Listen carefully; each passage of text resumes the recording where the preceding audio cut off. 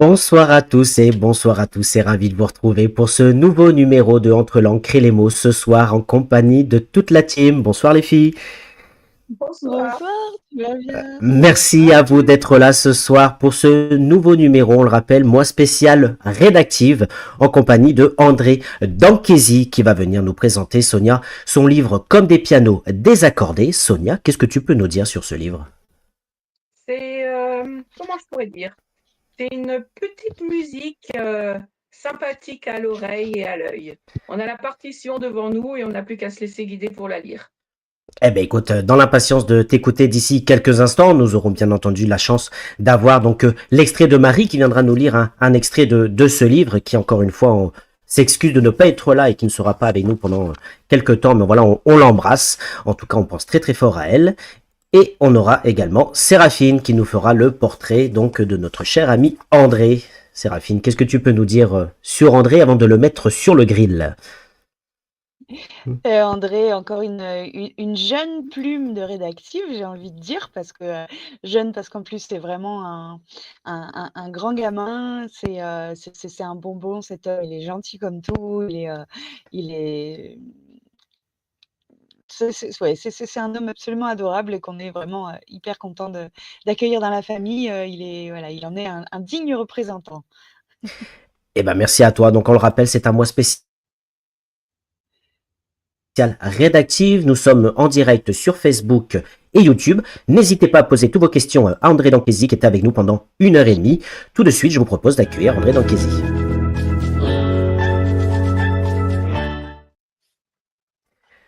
Bonsoir André. Ah, petit souci. Bonsoir André.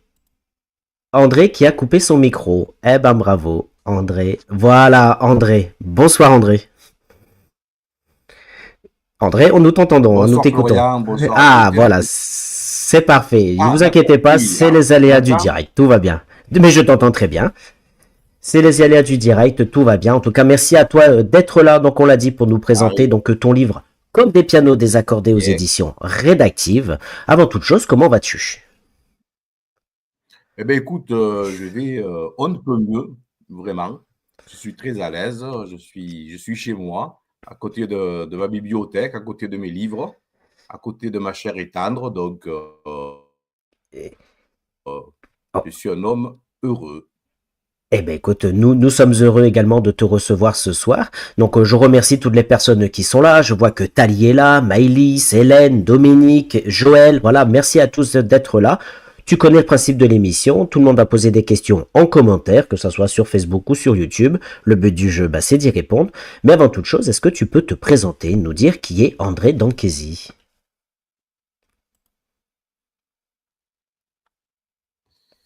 André Dankesi est un être humain. Il est né à Marseille, marseillais depuis de longues générations, et aubagnais depuis les années 2000. André Dankesi est né dans un milieu populaire, mais je crois qu'on aura l'occasion d'en reparler. Et ensuite, il a mené sa barque dans différents domaines. Et puis, voilà, au crépuscule de sa vie, si je puis m'exprimer ainsi, il a rencontré une certaine Bélise Père au Salon du Livre, au Salon des écrivains à Aubagne. Et au cours de cette discussion, elle m'a proposé de lui envoyer un petit manuscrit sur une petite broutille que j'avais écrite et qui visiblement avait un certain intérêt puisque maintenant c'est devenu un livre à mon plus grand étonnement, ma plus grande joie et autant le dire, une petite pointe de fierté quand même. Voilà, voilà, André Dankesi n'est ni un homme parfait, ni un bonbon, ou alors un bonbon acidulé peut-être. Trublion, oui, à ses moments perdus, mais je ne suis qu'un homme avec ses lâchetés, avec ses moments de courage peut-être, mais un homme perfectible, bourré d'incertitudes, mais aimant la vie plus que tout. Voilà, un petit résumé très succinct de ce qu'est ce triste personnage, l'homme à la triste figure. Oui, en tout cas, merci à toi en tout cas pour cette belle présentation et tu me donnes l'occasion effectivement de remercier Maëlys Père, qui est la directrice de publication aux éditions Rédactives, qui nous permet effectivement la réalisation de ce mois spécial Rédactive où pendant tout le mois nous aurons la chance de découvrir de belles plumes. Est-ce que tu peux nous parler de cette belle maison d'édition avant de parler de ton livre?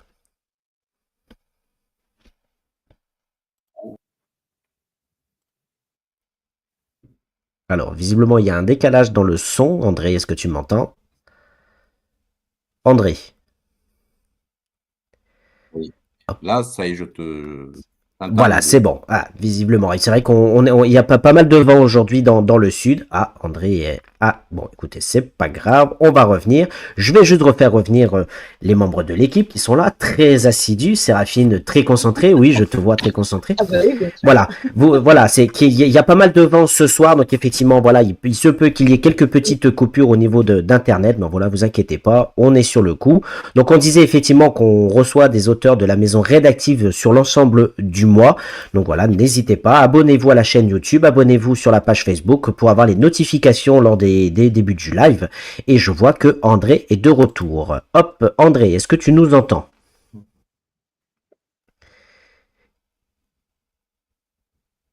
André, c'est bon. Visiblement, André, ça va le faire, tout va bien. Vous inquiétez pas. André, tout va bien? On t'entend et on te voit, hein. Oui. Est-ce que tu nous vois et Là, tu nous entends? en plein brouillard. Tout va bien. On t'entend et on te voit si tu veux, On va hein. y Parce que arriver. oui, bon, oui, vous inquiétez pas, c'est les aléas du Faut rester direct. zen. Faut rester zen. On reste zen, toujours rester zen, on est là bienveillant. Séraphine, tu nous entends toujours? Sonia aussi, oui, je les vois qu'elles nous entendent très bien, c'est parfait. Voilà, André, si tu nous entends, est-ce que tu peux nous dire un petit peu, voilà, de quelle est cette maison d'édition rédactive pour toi?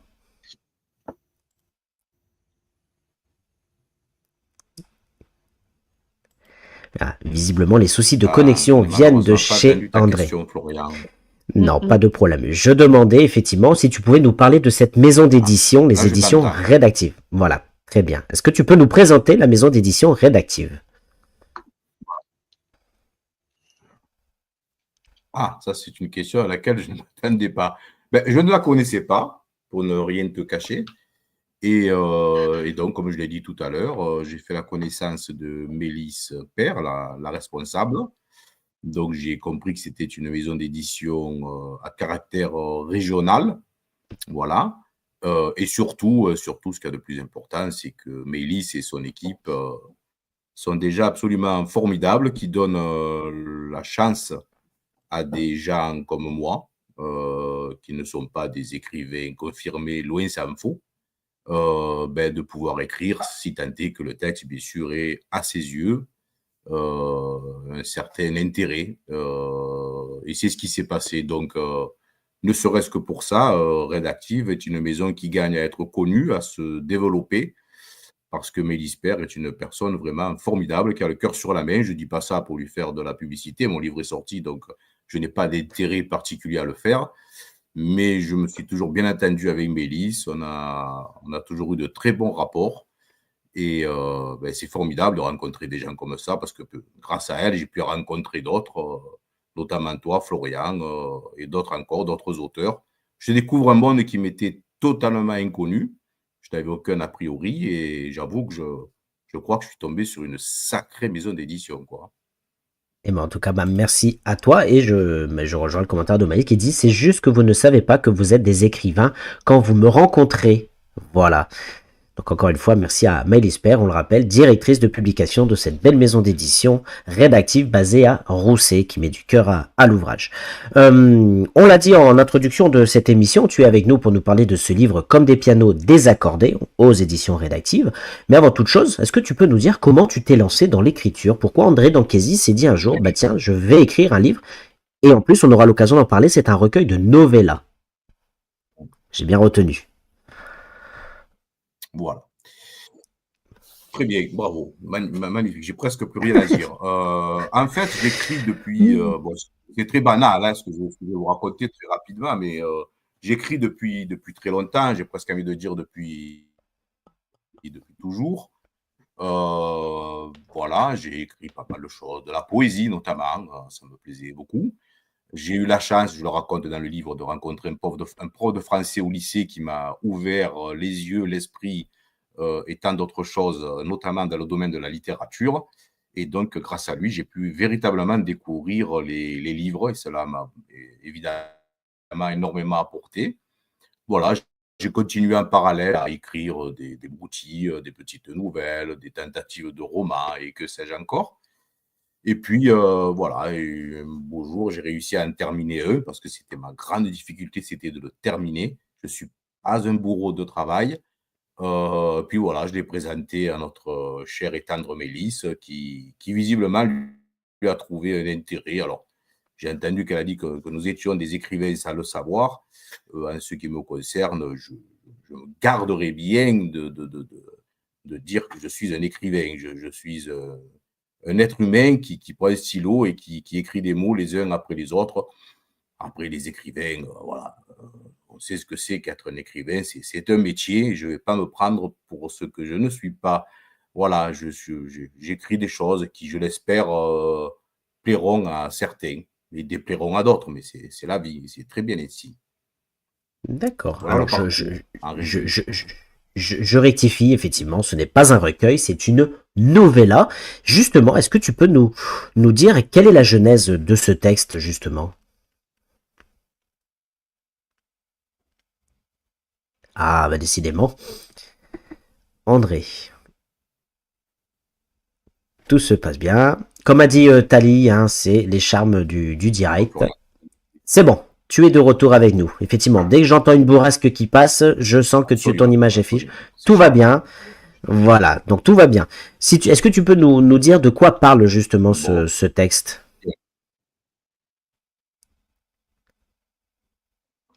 Alors, ce que je vous Alors, en propose, deux cher... mots, Ah, parce c'est bon. que comme il est court, si je suis trop long, les gens ne vont. Oui. Ah, très bien. Non, non, Tu m'entends? continue, c'est bon. Oui, oui, c'est bon, tout va bien, continue. Ah, très bien. Voilà. Bon, j'allais dire en deux mots alors, parce que comme c'est assez court, si je suis trop long, les gens n'achèteront plus le livre. Donc, ce serait dommage, quand même. Voilà. Donc, en fait, c'est l'histoire d'un dramaturge qui est au fait de sa gloire, hein, très connu, et qui vient assister à une première d'une de ses pièces dans un des plus grands théâtres parisiens. Et lorsque le rideau se lève, il tombe dans une certaine léthargie, propice évidemment à se souvenir de son enfance, de sa vie passée, de sa vie de jeune adulte, d'adulte, de ses rencontres, de ses vexations, de ses humiliations, de ses violences, de ses amours, de ses rencontres, je le redis, voilà, de toute une vie qu'il a pu mener, voilà, volontairement ou pas, ça fait partie, je crois, des thématiques du livre. Et de temps en temps, on revient sur la pièce, mais c'est un prétexte pour revenir sur le parcours de cet homme, du narrateur qui s'appelle Jacques D'Annunzia, issu d'un milieu évidemment populaire, sans être obsédé par le milieu populaire, hein, je vous rassure. D'accord. Bon, donc Voilà. on le rappelle, on aura l'occasion tout à l'heure donc d'avoir une bande-annonce de ce livre. On aura l'extrait de Sonia, il y a un extrait de Marie, mais il y a une question très intéressante de Talibanière qui nous demande, une autre auteure rédactive hein, qu'on salue effectivement, qui nous demande est-ce que cet enseignant qui t'a rattaché à l'écriture, c'est que tu écris et est-ce que tu as essayé de retrouver sa trace? Alors, cet enseignant, dont je citerai le nom, voilà, je ne pense pas qu'il m'attaque en justice, parce que quand je l'ai côtoyé, j'étais au lycée. Alors, je suis un jeune homme de 60 ans et le professeur, qui s'appelait Monsieur Chicane, était déjà relativement âgé. Donc, malheureusement, je pense qu'il ne doit plus être parmi nous. Donc, je peux en parler plus que librement. Et cette personne, non, ne sait pas que j'ai écrit. Par contre, c'est lui qui m'a éveillé, donc je le disais tout à l'heure, à la lecture. Bon, l'écriture, je me débrouille un petit peu. Et par contre, quelques années après, j'ai pu le rencontrer à nouveau, les hasards de l'existence, et j'ai pu lui dire, et c'est vrai que ça soulage quand on a la chance de pouvoir dire des choses importantes à des gens qui l'ont été, je lui ai dit que grâce à lui, je m'étais enrichi intellectuellement. Et je ne l'ai pas dit comme ça, mais dans ma tête, je l'ai passé fortement. Je m'imaginais un peu moins con que ce que j'avais pu être si je ne l'avais point rencontré. Voilà. Et parce que je vais être assez complet, parce que j'ai trop de respect pour cet homme, c'était une sorte de Jacques Tati, un grand échalas. Il portait des costumes élimés. Il avait une petite moustache. Il était très longiligne, évidemment. Il lisait du grec et du latin comme nous lisions des bandes dessinées. Il avait une voix de stentor. Et c'était un personnage, et ses cours, et c'était du théâtre. Et voilà, je vénère, si je puis employer ce terme, cet homme qui m'a, avec d'autres, hein, mais lui principalement, il m'a ouvert l'esprit et il m'a donné pas mal de clés pour poursuivre mon existence, Caïn Cain. Eh ben écoute, merci. Je mets un commentaire de Joël qui nous dit bravo monsieur avec tes incertitudes et ton talent. Voilà. Question intéressante aussi de Bernadette qui vient d'arriver, qui nous demande est-ce que cet enseignant joue un rôle dans ton récit?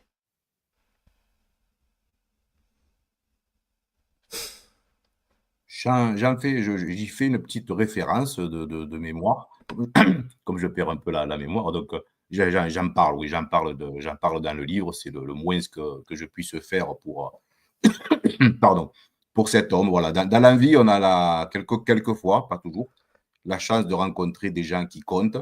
On rencontre souvent des gens qui, malheureusement, nous font plutôt du mal, ou enfin, on le perçoit comme tel. Et on a tendance à s'arrêter là-dessus, et ça vous pourrit pas mal la vie.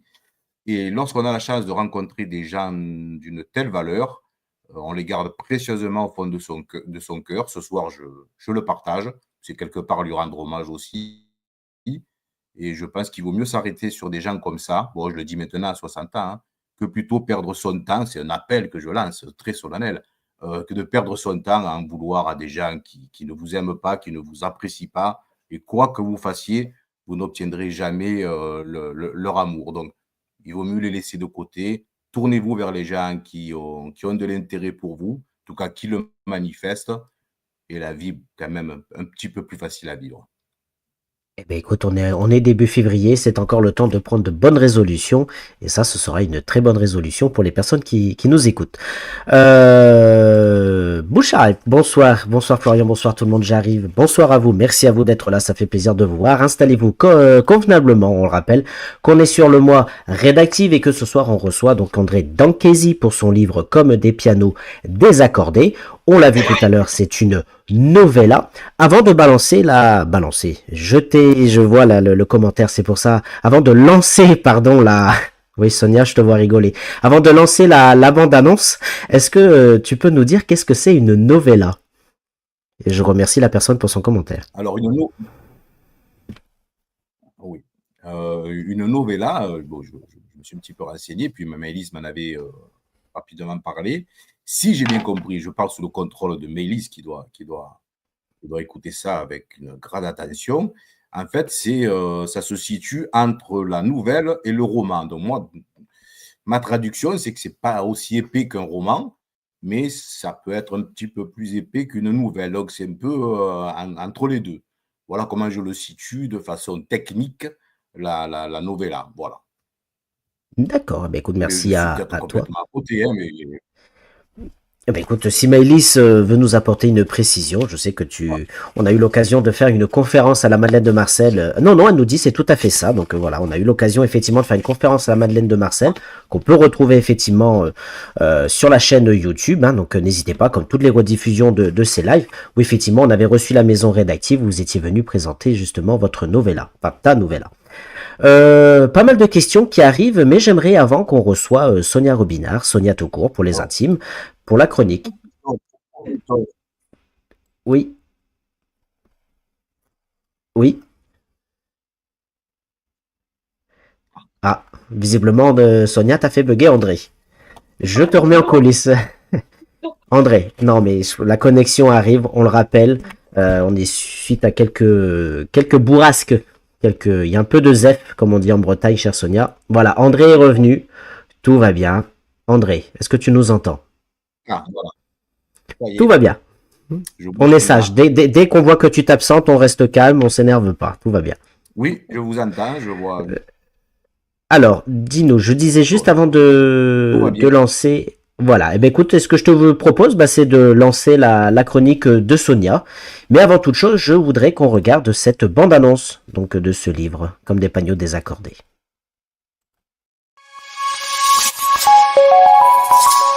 Très bien.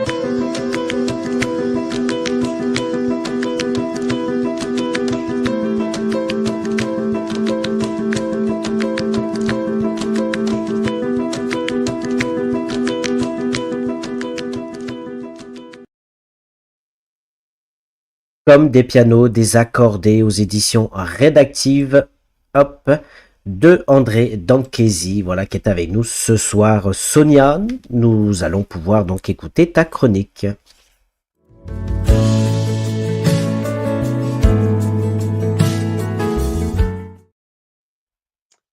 Comme sur une partition avec un premier jet, Jacques, le narrateur de cette histoire, de son histoire, met les quelques notes de sa vie. Une vie bancale, avec sur sa route non pas quelques trous et bosses, mais parsemés de nids de poules. Comme sur un piano désaccordé, il joue à un rythme entrecoupé, il se trompe, il recommence, mais à un autre endroit. Une vie pas toute rose, comme le chantait Édith Piaf, mais pas toute noire, pas comme un la, mais comme un dièse ou une note blanche. La vie de Jacques n'est pas une musique joyeuse et entraînante. On pourrait dire que c'est un requiem ou un hymne. Un requiem pour un fou ou un hymne à la vie. Jacques n'est pas une personne lambda. Il ne sait pas danser la lambada. Lui serait plutôt opéra, avec en fond sonore le lac des cygnes. Le volatile est beau, mais la vie de Jacques l'est-elle? En lisant ce roman, 1000 musiques nous trottent en tête. De Ravel à Brel, en passant par Je suis malade de Serge Lama, il nous semblerait que Jacques veut mourir sur scène, comme une certaine Dalida. Point facile de chroniquer un roman comme celui-ci, mais j'y ai mis mon cœur, mes sentiments partagés et toute ma reconnaissance envers André, qui m'a fait découvrir la vie presque de bohème de ce monsieur Jacques. Merci beaucoup, Sonia, pour cette chronique de Comme des pianos désaccordés. André, qu'est-ce que tu voudrais rajouter? Je te remercie infiniment, Sonia, avec des références un peu musicales qui me vont très bien. Je pense que c'est pas un exercice facile que d'écrire sur un livre qui est un peu particulier, et tu l'as fait vraiment avec une certaine dextérité. Ça m'a touché et moi franchement, je suis épaté, parce que je considère que c'est un exercice, je le répète, intellectuel qui est pas facile. Et franchement, les mots que tu as prononcés m'ont touché et donnerait, je pense, envie au lecteur lambda de courir se procurer cette novella absolument extraordinaire. Merci infiniment, chère Sonia. Merci beaucoup. Merci, ça me va droit au cœur. Un énorme plaisir à lire. Et c'est vrai que ça change de mon domaine de prédilection qui sont les thrillers, comme tout le monde le sait. Mais franchement, je me suis baladée, comme je disais, c'était sur un fond de musique, une petite partition où il y avait des moments de vie en fait qui se jetaient ici et là. Et c'était un très bon moment de lecture. Merci beaucoup, Sonia. Merci infiniment.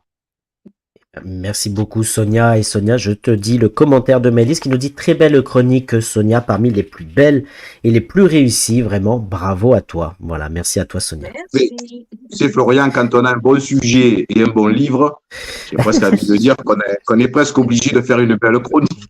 Eh ben, bien sûr, bien évidemment. Alors, c'est pour ça qu'elle est dans l'émission, d'ailleurs. Et qu'on reçoit aussi des invités David. d'exception. Et qu'on reçoit des Voilà. invités d'exception, puisque Ouais. sans les invités d'exception, on n'a pas de chronique d'exception, bien évidemment. Et on Olivier, sait que d'accord. Sonia dit la vérité et Sonia ne brode pas parce qu'on reçoit les invités. Quand je n'aime pas quelque chose, je le dis. Donc, je suis Ça, c'est sincère dans vrai. mes chroniques. Ça, c'est Ah non, vrai. non, mais Et c'est- je perçois chez Sonia, je le disais tout à l'heure, bon, des petits yeux espiègles, mais un caractère bien trempé.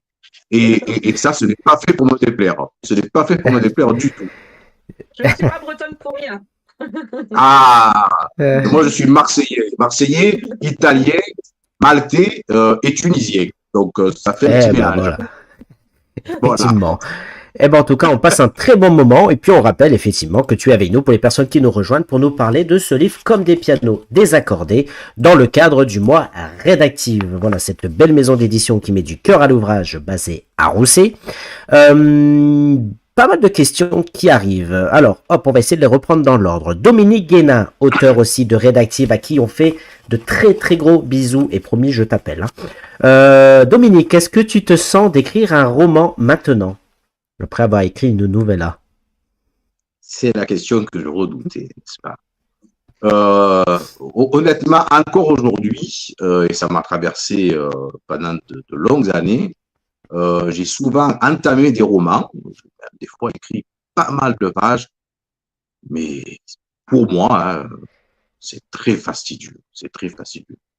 Une histoire complète, j'ai du mal, voilà. C'est pour ça que le format novella et surtout avec des souvenirs, donc ce qui me permettait de faire en fait des petites histoires, hein, je me suis arrangé, hein, on est un petit peu roublard, nous les Marseillais, ça me convenait tout à fait. Mais écrire un roman, donc avec une histoire, des personnages, euh, pour moi c'est compliqué, c'est presque contraignant et honnêtement, je suis admiratif de ceux qui y parviennent, d'ailleurs, parce que je suis un gros lecteur de romans, évidemment, mais j'ai 60 ans et je considère toujours que je suis incapable d'écrire un roman, mais par contre, je pense que des nouvelles, voilà, ou des courts romans, puisqu'il y a quand même des petits livres, pourquoi pas, mais ça ne sera pas un roman de 500 pages, ça c'est trop compliqué pour moi, c'est trop contraignant et j'aime trop ma liberté. Je peux pas tous les jours être assis à ma table de travail, entre guillemets, qui est plutôt une table de plaisir, et écrire tous les jours. Il y en a qui le font, ils ont une discipline et je les en félicite. Moi, je ne suis pas un écrivain, donc je ne vais pas m'infliger personnellement, hein, ce que je considère être comme une contrainte. Je veux que ça reste un plaisir, donc j'écris quand les vents vont dans le bon sens, quand le soleil vient caresser ma peau mate et mes cheveux épars, et à ce moment-là, la plume s'envole quelquefois, et donc j'écris, et puis après je n'écris plus, et puis après je réécris, voilà, c'est au gré du vent, voilà. Donc, mais voilà, oui, réécrire, j'avoue que je suis en train de me poser la question. J'ai une ou deux petites idées dont j'ai fait part à Mélisse. Donc, peut-être en écrirai-je un autre, peut-être pas. Donc, profitez de celui-ci.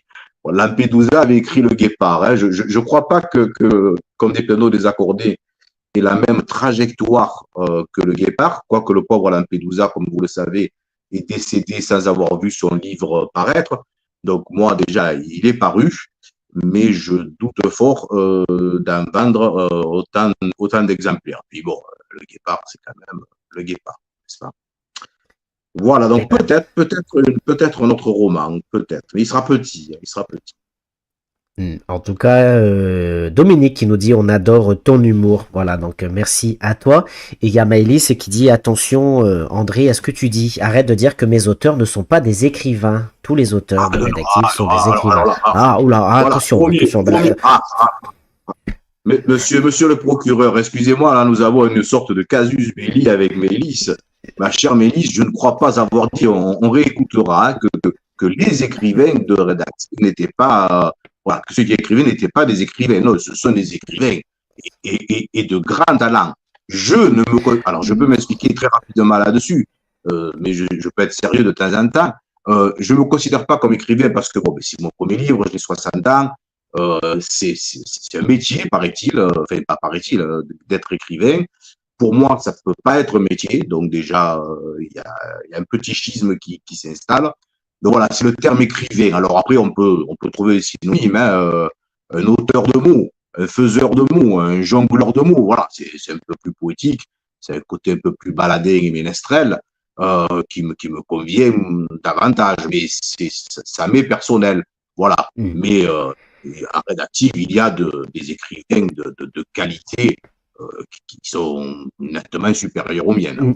Oui, c'est ce que j'allais dire, mais je vu son commentaire arriver, c'est que tous les auteurs, y compris toi, voilà, tu es un écrivain, voilà, donc considère-toi comme un écrivain, et on le voit puisque tu es avec nous ce soir, et vu la chronique de Sonia, que tu es un très bon écrivain, donc vraiment merci à toi, et en plus on passe un très beau moment, et tu verrais les questions qui arrivent, voilà, il y a de très très bonnes questions, dont une question de quelqu'un que tu connais très bien, Laurent Alain qui nous dit, est-ce que toutes les clés que vous avez reçues, les avez-vous déjà toutes utilisées ou en avez-vous encore quelques-unes dans votre poche pour plus tard? Tu as Alors, 2 des heures. clés, oui. Oui, très bien. C'est un peu juste, mais oui, j'ai reçu des clés. Des personnes m'ont donné des clés pour comprendre la vie. Alors, ça a été ce fameux prof de français, monsieur Chicane. J'ai eu aussi, bon, je ne vais pas vous raconter ma vie privée non plus, n'est-ce pas? On n'est pas sur le divan de monsieur Feu Chapier. Mais voilà, j'ai des petits soucis de santé qui ont fait que je me suis réorienté et j'ai suivi une formation dans le travail social, assistance sociale, où il y avait un module psycho assez important. Et là, de moyennement con, parce que j'avais quand même 32 ans à l'époque et 2 enfants, donc j'étais passé de con à moyennement con. Là, j'ai appris des choses qui ont fait de moi, je pense, un être plus intéressant, surtout plus à l'écoute des autres. Et ça, je crois en avoir déjà parlé la dernière fois à Gémenos. Être à l'écoute, d'ailleurs, si une personne m'avait apostrophé là-dessus, entendre les gens, se taire, parce que c'est vrai qu'on a tendance à beaucoup parler, moi le premier, mais je sais aussi entendre, et cette formation-là m'a ouvert les yeux. Donc ça a été une clé aussi pour comprendre, et la meilleure des clés qui soit, mais là c'est une lapalissade que je vais oser lancer, ben, c'est la vie hein, qui vous l'apprend. Hein. Les gens que vous rencontrez, les plus proches, votre famille au départ, la vie que mènent les vôtres, la vie ensuite que mènent, en ce qui vous concerne, les gens de mon quartier. Tout ça m'a apporté des clés. Et là, je redeviens très sérieux parce que ce sont des thématiques qui m'intéressent. J'ai été, comme disait l'autre, comme disait l'écrivain, j'ai été un peu étranger à moi-même, à savoir que je n'étais pas forcément, je me sentais pas forcément à ma place. Je ne vais pas aller jusqu'à parler de transfuge de classe, mais voilà, j'étais dans un milieu pour lequel j'étais pas très à l'aise. Alors, j'étais comme un poisson dans l'eau. Hein. J'ai passé une enfance, une adolescence que je qualifierais de mouvementée, parce que c'est ce milieu-là qui incite à, et ça m'a permis de passer de sacrés bons moments, quelquefois un peu chaud, comme on dirait chez nous, mais à côté de cela, j'écrivais des poèmes et je peignais, par exemple. Et ce sont des choses que je taisais, évidemment. Je ne le racontais pas à mes copains. Donc voilà, voilà, mon père était maçon, il n'y avait pas une vie culturelle très développée à la maison. Et moi, je sentais que j'avais une attirance voilà, pour des domaines qui apparemment nous étaient interdits. Et d'ailleurs, dans mon milieu, on s'en moquait.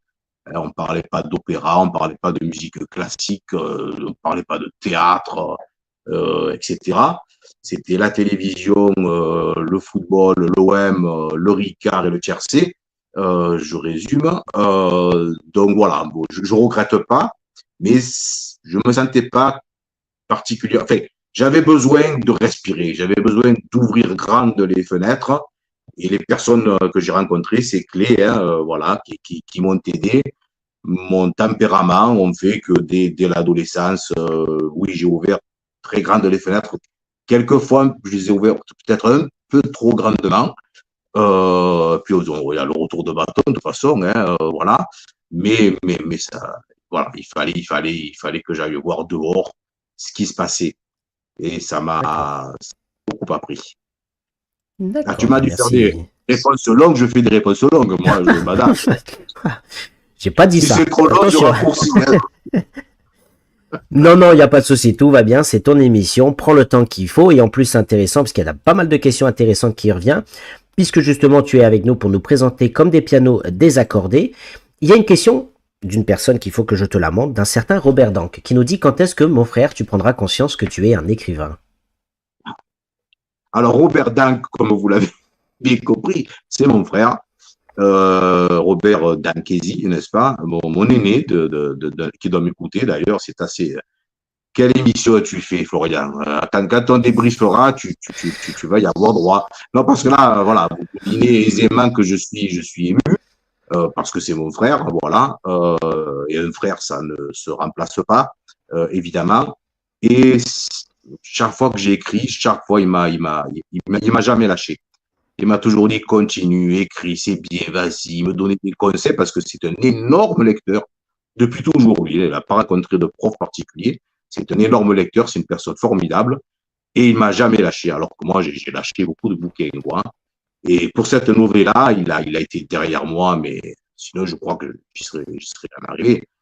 Et voilà, il m'a toujours dit, mais tu es un écrivain, tu sais, moi, il a lu des centaines, pour ne pas dire des milliers de livres. Il m'a dit, bon, ben, franchement, oui, comme vous êtes tous en train de le dire et d'essayer de m'en persuader, mais tu es un écrivain, ce que tu écris, ça a une certaine valeur. Bon, je finirai peut-être un jour par le croire, puis honnêtement, ça n'a pas une grande importance que je sois un écrivain ou pas un écrivain, ça ne va pas changer la face du monde. Mais voilà, mon frère, je prends conscience petit à petit que je suis un écrivain et j'en profite puisque nous sommes rien que toi et moi et quelques personnes qui nous écoutent, pour te dire évidemment que je t'aime. J'ose le mot, je crois que c'est la première fois que je dis je t'aime à mon frère. Donc, j'en profite, hein, comme je suis là, je suis à la télévision, enfin, là, il y a l'écran qui me protège. J'aime beaucoup mon frère. On est deux personnes qui sont complètement différentes. Mais par contre, nous avons un amour filial et une compréhension mutuelle qui fait que pour moi, il a été un exemple et c'est un homme qui a certaines droitures dans la vie qui fait que ben, ça me touche beaucoup. Sa question me touche beaucoup parce que je comprends très bien ce qu'il y a derrière. Parce que ce que j'ai traversé, il a traversé. Mais lui, il a apporté des réponses différentes des miennes. Et c'est ce qui est intéressant aussi. Mais ça, c'est un autre domaine. Une fratrie, c'est intéressant à observer. J'ai une sœur aussi que je salue, Caroline, je t'embrasse. J'en profite, Florian, hein, parce que Mais vas-y, fais comme chez toi, il n'y a aucun problème. j'embrasse ma sœur. Mon père, lui, il n'a pas d'ordinateur, donc il ne m'écoutera pas. Mais papa, je te salue quand même. Ma mère, il a rejoint le ciel depuis fort longtemps déjà. Je lui adresse quand même un salut ici-bas. J'embrasse les liens, voilà, qui ont beaucoup compté. Et chacun d'entre nous, au niveau de la fratrie, pour être plus sérieux, quoique je le suis, on a pris des chemins différents, mais l'objectif était le même. C'était réussir, je n'ai pas du tout ce mot, mener une vie différente que celle qu'ont pu mener nos parents. Voilà. Mon père était maçon, 40 ans de maçonnerie, c'est compliqué. Ma mère était femme au foyer, hein, à l'époque, c'était courant. Donc, voilà, elle a fait le ménage et la cuisine et elle s'est occupée de ses enfants toute sa vie, femme formidable s'il en est. Je suis en train de relire le livre de ma mère d'Albert Cohen. Je ne saurais trop reconseiller de lire et de relire encore. Et le spectacle joué par Patrick Timsit, absolument génial, j'espère que vous l'avez vu. Et voilà, donc les trois enfants ont pris des chemins différents, ont pris des stratégies différentes. Et je crois que ça n'est pas trop mal sorti. Enfin, ce qui me concerne, excuse-moi, je suis un peu long, j'ai coupé un cordon que je voulais couper depuis toujours, à savoir que voilà, je suis issu d'un milieu ouvrier. Alors, je respecte les ouvriers, je les ai défendus toute ma vie et je continue à les défendre. Donc, je ne peux pas être attaquable là-dessus, mais je ne voulais pas continuer voilà, cette filiation, puisqu'on était ouvriers et travailleurs manuels de génération en génération. C'était pas mon objectif. Je crois que c'était pas celui de mon frère non plus, et ni de ma sœur. Et les trois enfants, adultes maintenant, ne le sont pas. Nos enfants ont tous fait des études supérieures.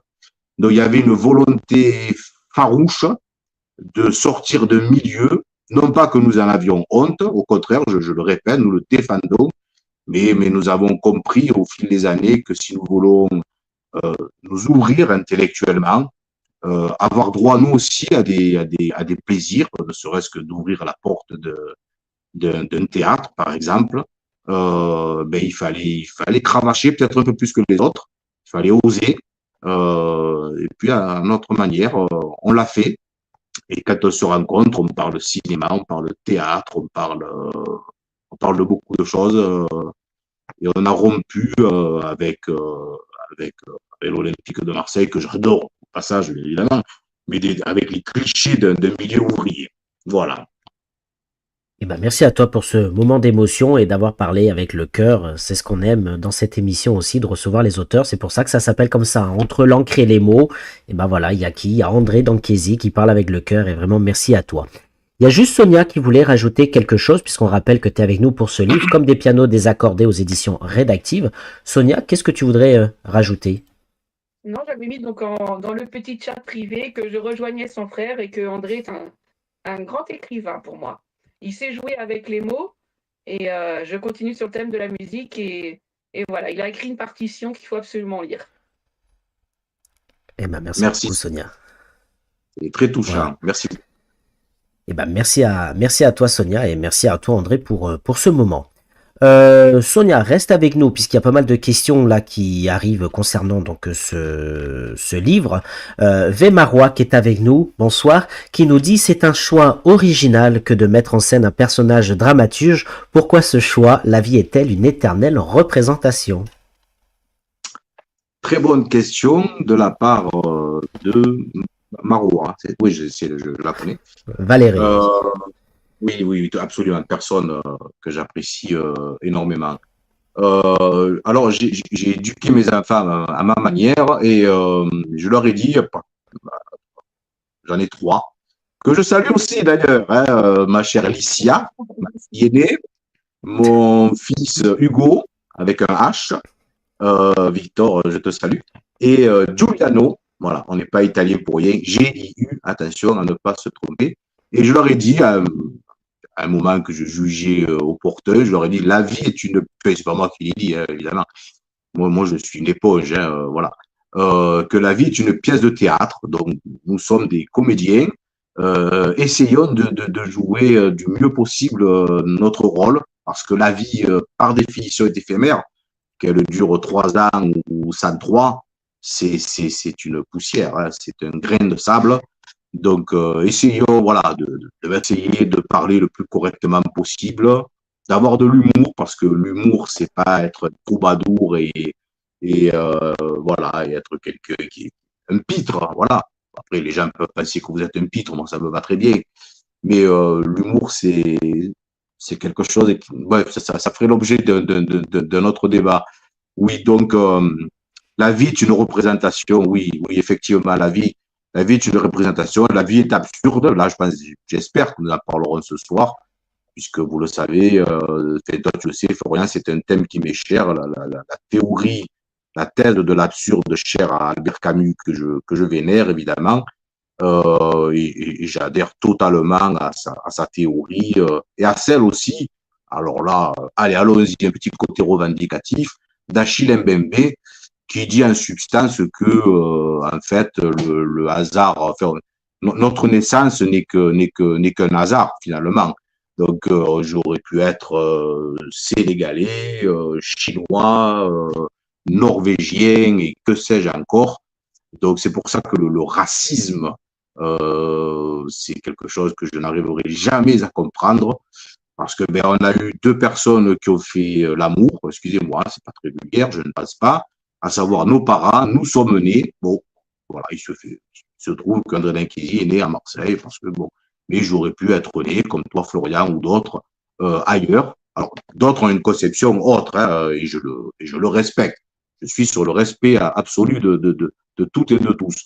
Moi, je considère, comme Achille Mbembe, que la naissance est un pur hasard, et que partant de là, le racisme, ce dont on parle aujourd'hui avec l'immigration, c'est plus que lamentable, quoi. On est des êtres humains.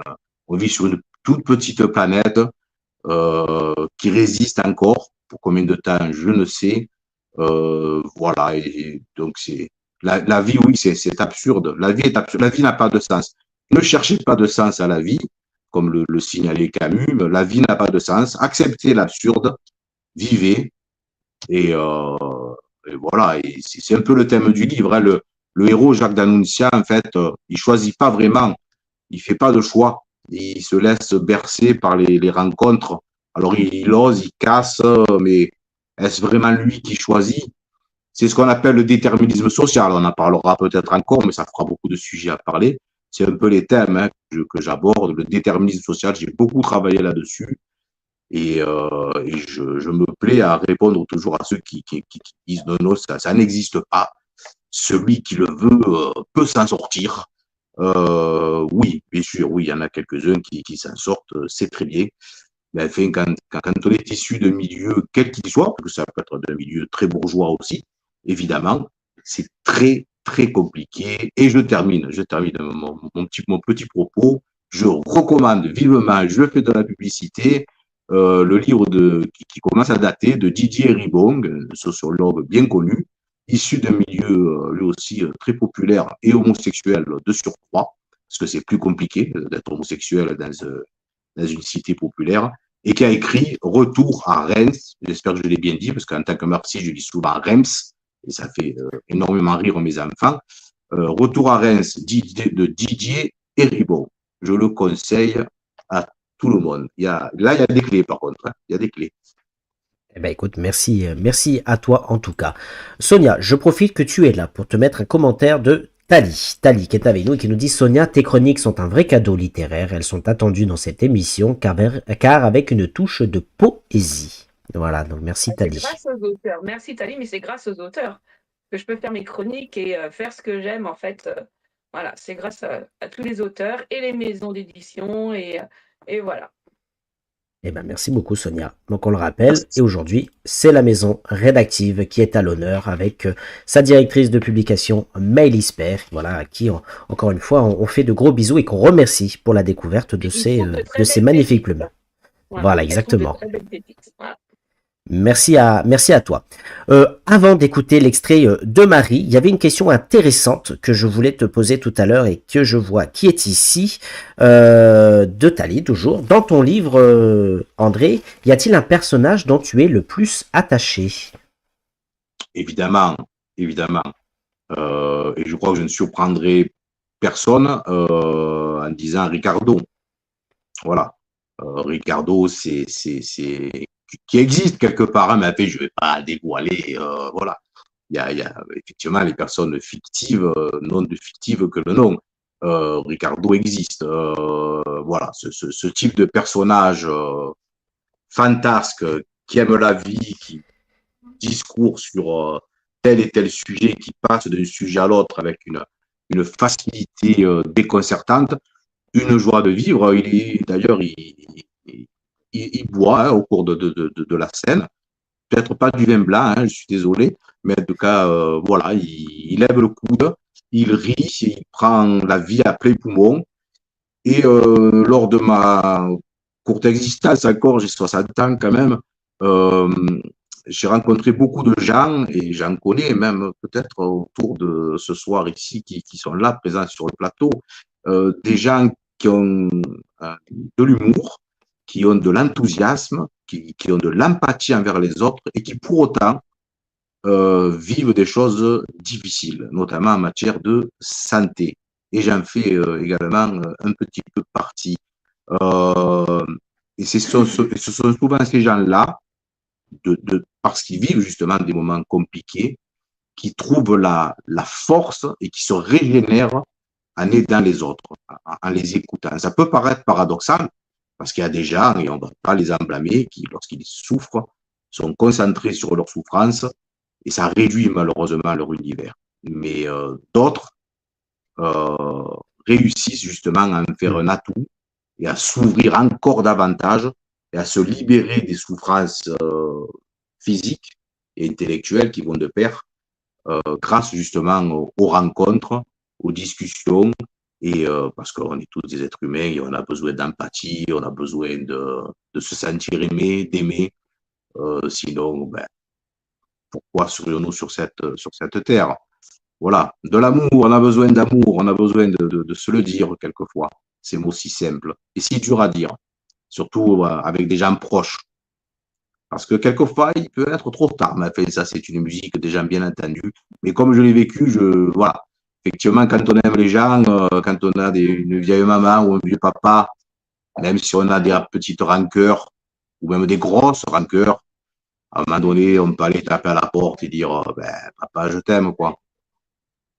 Ça soulage. Exactement. Et la personne qui l'entend et la personne qui le dit. Mais c'est compliqué. En tout cas, merci, merci à toi, André. En tout cas, merci beaucoup. On rappelle que tu es avec nous pour ce livre Comme des pianos désaccordés aux éditions Redactive. Voilà, on passe un agréable moment. Avant d'écouter l'extrait de Marie, Sonia, est-ce que tu veux rajouter quelque chose? Je le disais tout à l'heure, André, c'est un poète. On l'écoute et on l'écouterait parler comme ça pendant des heures et il nous dit de la poésie, en fait.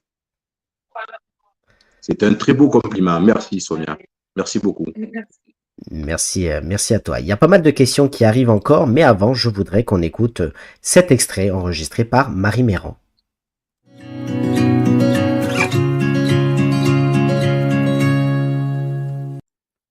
Marie Méran présente un roman de André Dancesi, Comme des pianos désaccordés, aux éditions Redactive. Je suis confortablement installé au 6e rang, au milieu du public, et j'ai le cœur qui s'affole, évidemment. Je ne peux que sourire béatement. Dans quelques secondes, après les 3 coups frappés par le brigadier, le rideau rouge, lourd et épais, va enfin se lever. La pièce, ma pièce, va prendre forme dans un mouvement orchestré, habillé par le plus beau théâtre de Paris. L'or des blés de Toscane, de Jacques d'Annunzia. J'ai alors l'impression bizarre de vivre une forme de plénitude. Il y eut pourtant un avant. Enfant, je pissais régulièrement dans la cage d'escalier. Pourquoi? Je n'en sais foutrement rien. Croyez-vous que mes parents soient responsables de cet acte remarquable, sous prétexte qu'il ne correspondait pas à mes rêves? Mon père naviguait, et ma mère accueillait dans sa chambre minuscule des naufragés de l'existence. J'allais chercher ailleurs matière à occuper une vie dont je n'avais même pas conscience. Prince des voleurs, j'avais piqué chez mon meilleur ami un vieux transistor. Cet engin sonore m'a ouvert au monde. Je le collais à mon oreille et je rêvais déraisonnablement sur Stand By Me, Ain't Got Not, Ain't Got Life, Billy Paul, Otis Redding, Aretha Franklin, Marvin Gaye, Stevie Wonder, Ray Charles, The Four Stop. La Motown Records, c'était mon héroïne, mon shoot quotidien. Ton réduit, alors, n'est plus si petit. Tes mains ne prient plus, tu te redresses. Tu es debout, tu es vivant. L'enfer, c'est soi-même. Les rideaux sont tirés, et tu vis dans l'obscurité, même en plein jour. Lorsque les chaînes noires rongent mon cerveau, je téléphone à mon vieux père, Louis. Il me fait du bien, il me cicatrise. D'abord, il m'écoute dans un silence monastique. Il accueille tout aussi bien mes torrents que mes torpeurs. Je déverse, lui absorbe, et jamais rien ne déborde. Je l'entends sourire. Je redeviens alors une perle d'innocence, un gosse au front chaud, soulagé par un gant de toilette humide et frais. Il me regarde de ses beaux yeux en amande, rassurant. « Ne t'inquiète pas, fils, ça va passer. » Effectivement, tout passe. Il suffit simplement de se laisser porter par le courant en épousant les flots, le clapotis. Mon père, lui, a traversé des océans, au propre comme au figuré. Il en a connu des tempêtes et des matins calmes, des drames et des joies toujours éphémères, et l'éphémère n'est pas forcément méprisable. Puis vint le moment où tu dois choisir. Rester à quai ou larguer les amarres. J'ai choisi l'exil, être ailleurs et nulle part, comme toi, papa, un éternel marin, un voyageur de corps et d'esprit, qui, de temps en temps, lance des « Sauvez nos âmes ». Si j'ai osé vous parler de mon père, Louis, je me dois de respecter une certaine parité. Alors, je veux bien échanger 2 mots sur ma génitrice, celle qui a mis bas le monstre que je suis.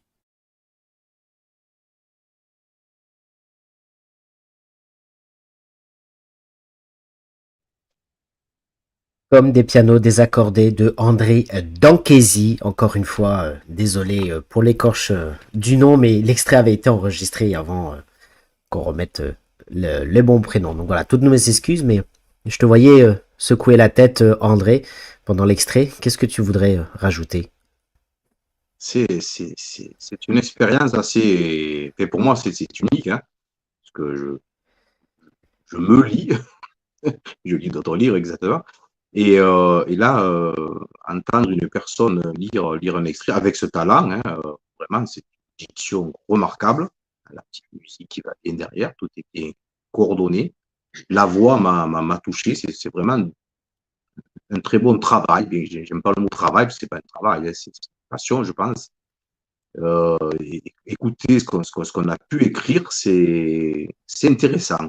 Ça va me donner matière à réflexion pour ce soir.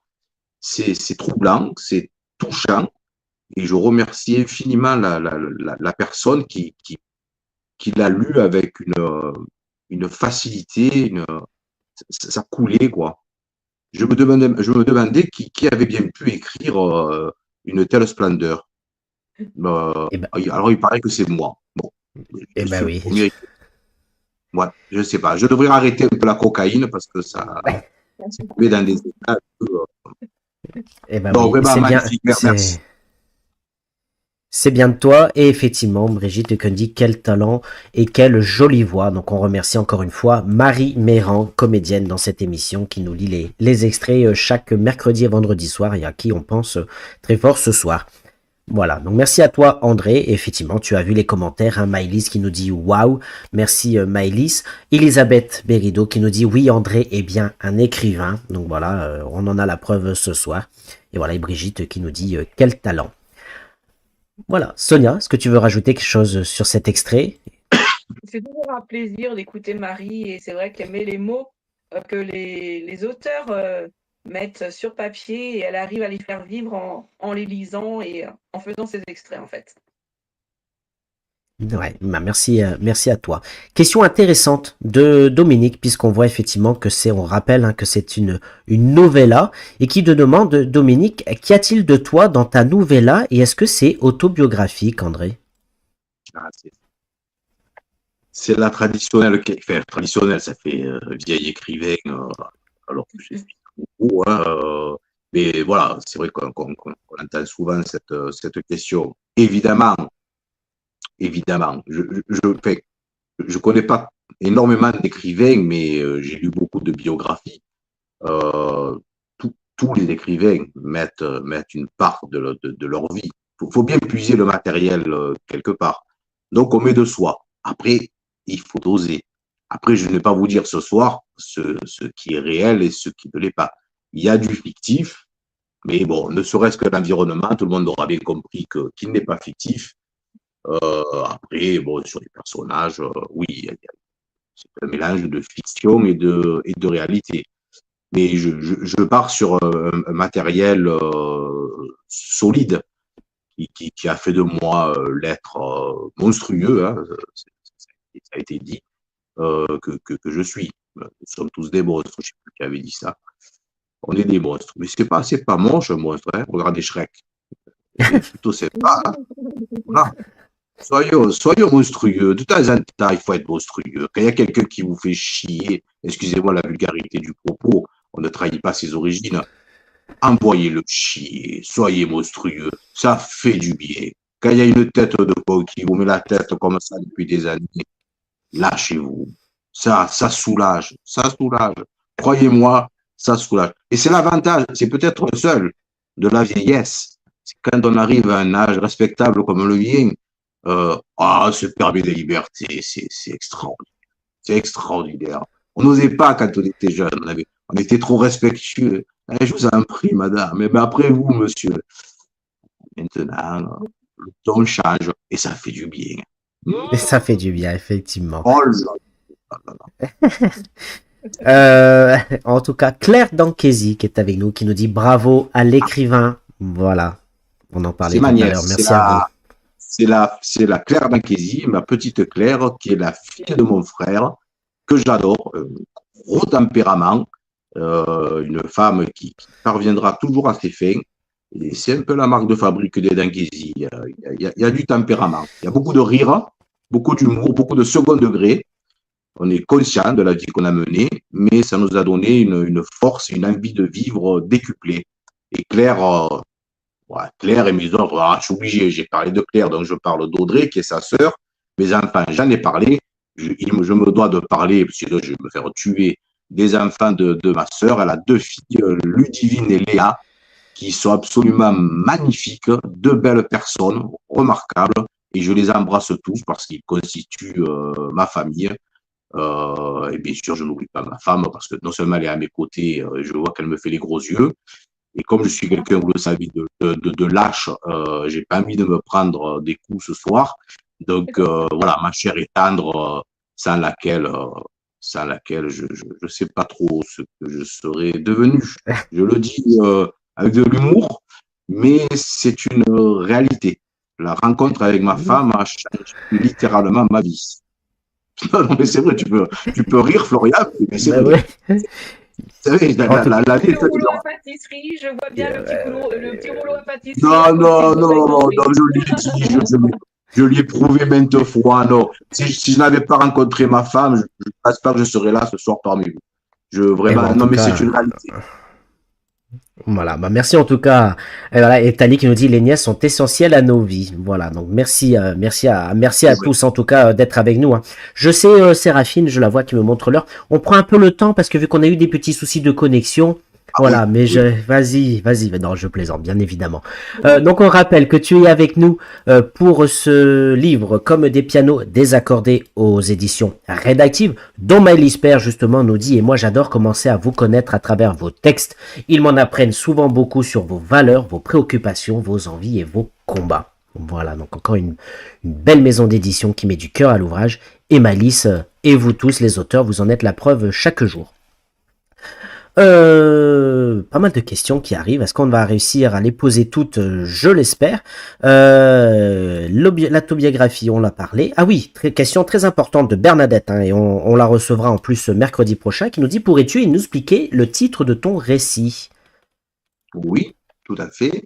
Alors, comme des pianos désaccordés, on peut considérer, bon, il y a un côté musical et ça a été dit avec talent par Sonia, mais c'est aussi une vie. Une vie, c'est rarement une douce et belle harmonie. Si on peut écouter du Bach, du Beethoven et du Mozart, et j'en oublie, il y a une harmonie. Quoique, si on écoute du Boulez, c'est un peu plus saccadé.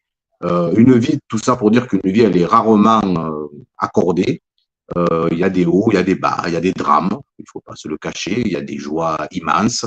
Donc tout ça, ça forme, c'est assez désaccordé et ça forme une vie, voilà. Donc puis j'aime bien le piano, donc ça m'allie. Puis voilà, quelquefois il y a des fausses notes, hein, quand on joue du piano, c'est pas très agréable à l'oreille, mais c'est très humain. Vous savez, il me vient à l'esprit, alors je le dis, hein, voilà, pourquoi pas.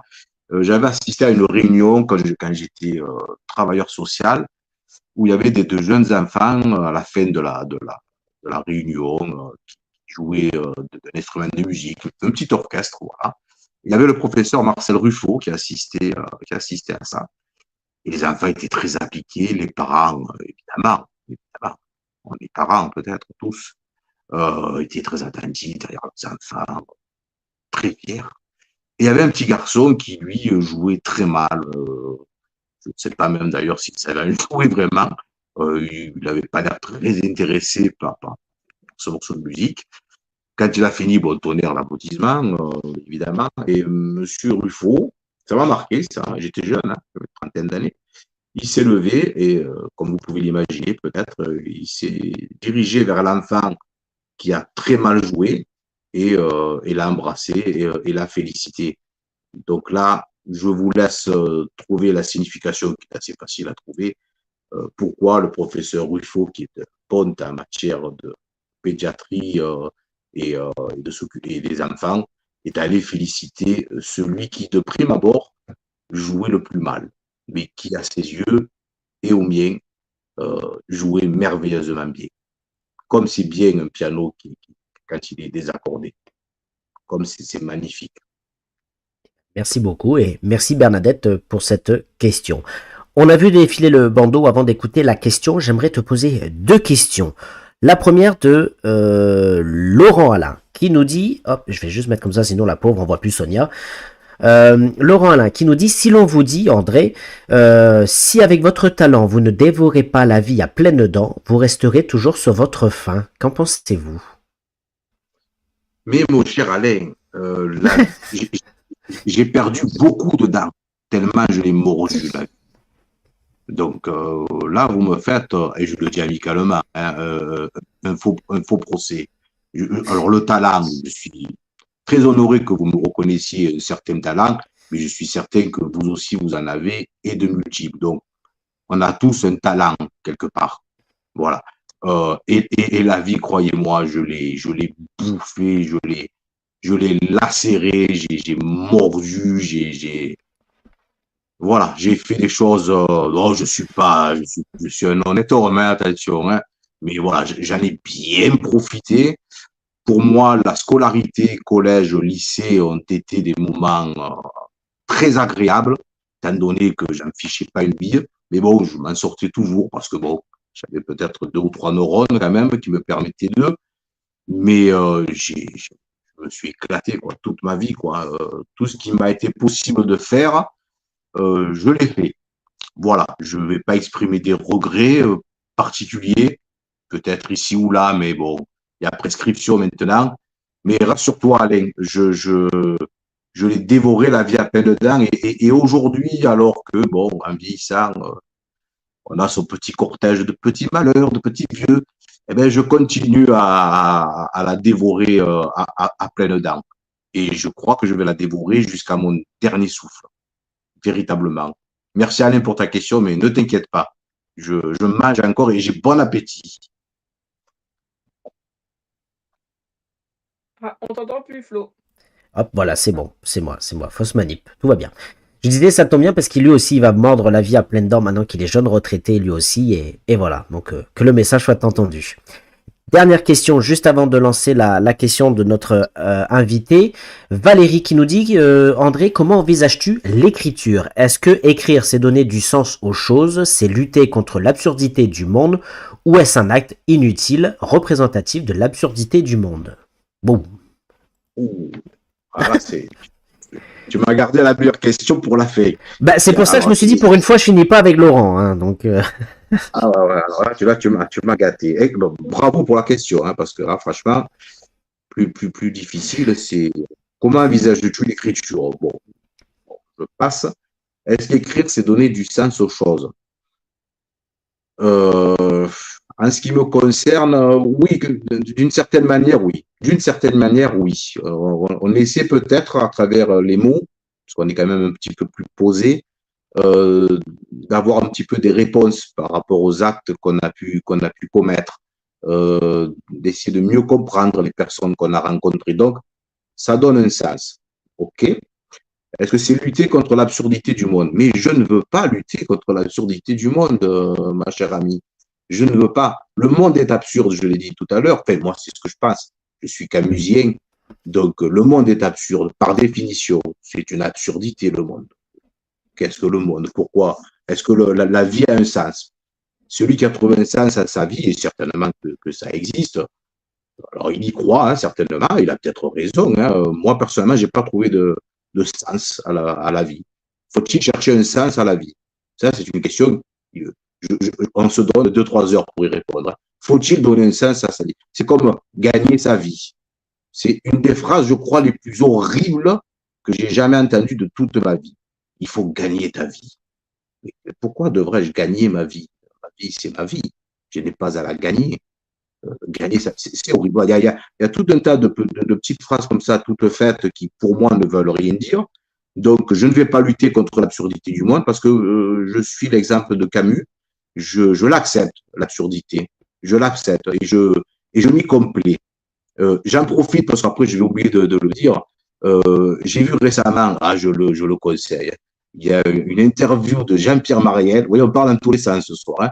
Jean-Pierre Mariel, que je vénère littéralement, et qui répondait à je ne sais plus qui, peut-être c'était Bernard Pivot ou que sais-je, et qui disait, voilà, je suis un contemplatif. Voilà. Moi, dans ma vie, ce que j'aime le plus, c'est m'asseoir à la terrasse d'un café et regarder les gens passer, évoluer. Voilà, je peux rester des heures comme ça, et je pense qu'il l'a fait réellement, à contempler les gens. Et je me plais à essayer, j'y parviens ma foi, à marcher sur les pas de Jean-Pierre Mariel, et je suis un contemplatif. L'être humain, et j'en fais partie évidemment, me passionne absolument. Je suis un contemplatif, je fais l'éloge de la paresse, cher à Paul Lafargue et à d'autres, parce que la paresse, ce n'est pas de la fainéantise, il y a une nuance importante. Hein. Prenez les bouquins pour ceux que ça intéresse, mais la paresse, c'est extraordinaire. Les plus grands philosophes en ont beaucoup parlé, j'ai beaucoup lu là-dessus. Donc, je suis un paresseux et fier de l'être. Ou est-ce un acte inutile? Non, c'est pas inutile d'écrire. Ça fait du bien. Il y en a pour qui ça va soulager. Il y en a qui vont pouvoir lâcher des choses qu'ils ne pourront jamais lâcher verbalement. Il y en a qui vont le faire par pur plaisir des mots et de la langue française. Voilà, chacun va trouver un intérêt à écrire. Et est-ce que c'est un acte utile ou représentatif? Oui, c'est représentatif de l'absurdité du monde. Oui, absolument. Auquel je crois fortement. Ça, je crois que c'est un message qui vient de passer. Voilà. Et c'est ce que je pense. Eh ben merci en tout cas, et merci Valérie pour cette question. Et ailleurs, il y a François Divata qui est avec nous, qui nous dit « J'attendais le moment où André cite le grand philosophe à condition d'analyser que l'absolu ne doit pas être annihilé, et vice-versa. » Voilà, merci François. Alors, François Divita. Alors Divita, c'est le nom de famille de ma chère et tendre épouse. Et François Divita est son neveu. Et j'en profite pour l'embrasser. On a une grande famille. Et ma femme est d'origine sicilienne, d'où vous voyez ma servitude, parce que les Siciliens, attention, il faut faire moi, en état maltais, c'est pas mal. Bon, pour revenir à François Divita, il le sait, c'est un garçon que j'apprécie beaucoup, parce que c'est un garçon intelligent, fin, sensible, malgré sa jeunesse, il a 4 enfants. Une femme adorable, Aude. Alors, ces enfants, malheureusement, je ne vais pas les citer parce que j'ai tendance à oublier qu'ils ne m'en veuillent pas, parce que c'est des noms pas compliqués, mais en fait, c'est des prénoms, j'ai du mal à les retenir. Mais je vieillis, hein. Excuse-moi François, je sais que tu m'excuses. Et alors, qu'est-ce qu'il me dit? Voilà, donc là, je pense qu'il fait référence, tel que je le connais, aux Inconnus, à la chanson Vice-Versa. Je ne sais pas si vous rappelez. Oui, c'est ça. Vice-Versa, voilà. Je connais l'humour de François. Il sait que j'adore les Inconnus. Lorsqu'à l'époque, on regardait ça, on se disait vraiment, ils vont trop loin. Mais vraiment, ils exagèrent. Et là, maintenant, aujourd'hui, on peut le dire, mais ils sont en dessous de la réalité. Mais on ne va pas aborder. Voilà, oui, ils sont vraiment en dessous. Sur certains sujets, je crois qu'ils ne s'attendaient peut-être même pas, eux, à ce que le monde allait advenir, hein, puisque maintenant, paraît-il, nous allons bientôt aller à Gaza pour profiter de la Riviera, n'est-ce pas, en refoulant les Palestiniens en Égypte et en Jordanie. Donc, c'est un monde formidable, vraiment, dans lequel nous vivons. Si avec ça, vous ne croyez pas à l'absurde, je me demande ce qu'il nous faut, hein, cher ami. Eh ben écoute, en tout cas, merci à toi et merci François pour le petit clin d'œil. Ce que je vous propose, c'est d'écouter donc la question de l'invité.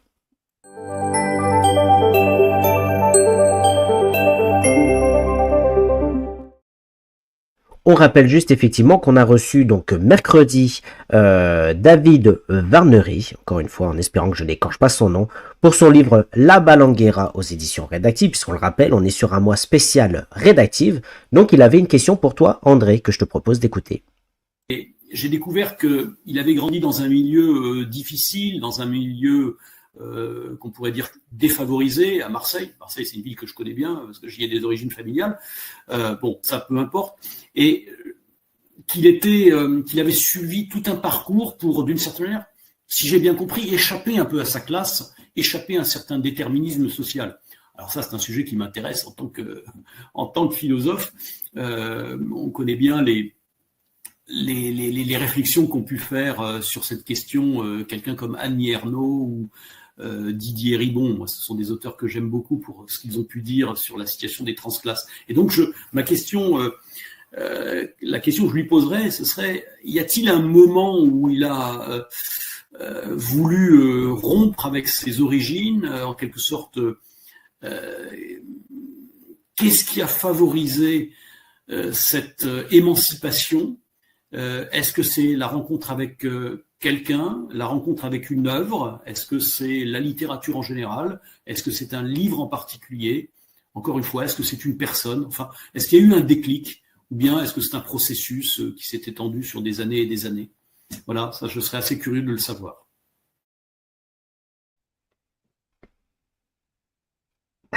Le philosophe a parlé. Alors, j'ai noté qu'il a cité le nom de Didier Ribon, que j'ai cité tout à l'heure, donc ça nous donne un point commun. Annie Ernaux, on aura peut-être un débat entre lui et moi, bien que je ne sois pas philosophe. C'est autre chose, mais c'est très intéressant, intellectuellement parlant, de parler d'Annie Ernaux également.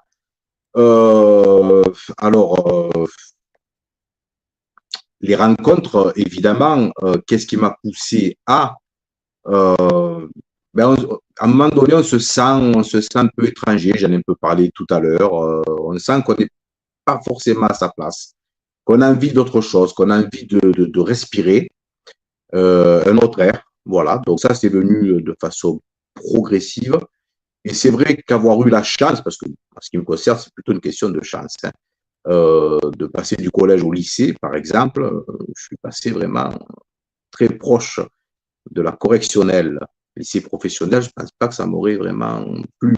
Donc, j'ai réussi à aller au lycée. Et là effectivement, j'ai fait d'autres rencontres. J'ai rencontré des camarades de notre niveau social.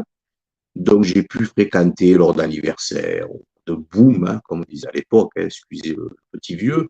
J'ai vu des villages, des piscines, voilà, des parents qui parlaient. Voilà. J'ai été invité à déjeuner des fois chez des amis parce que je me débrouillais bien, je parlais plutôt bien, ça passait crème, comme on dit.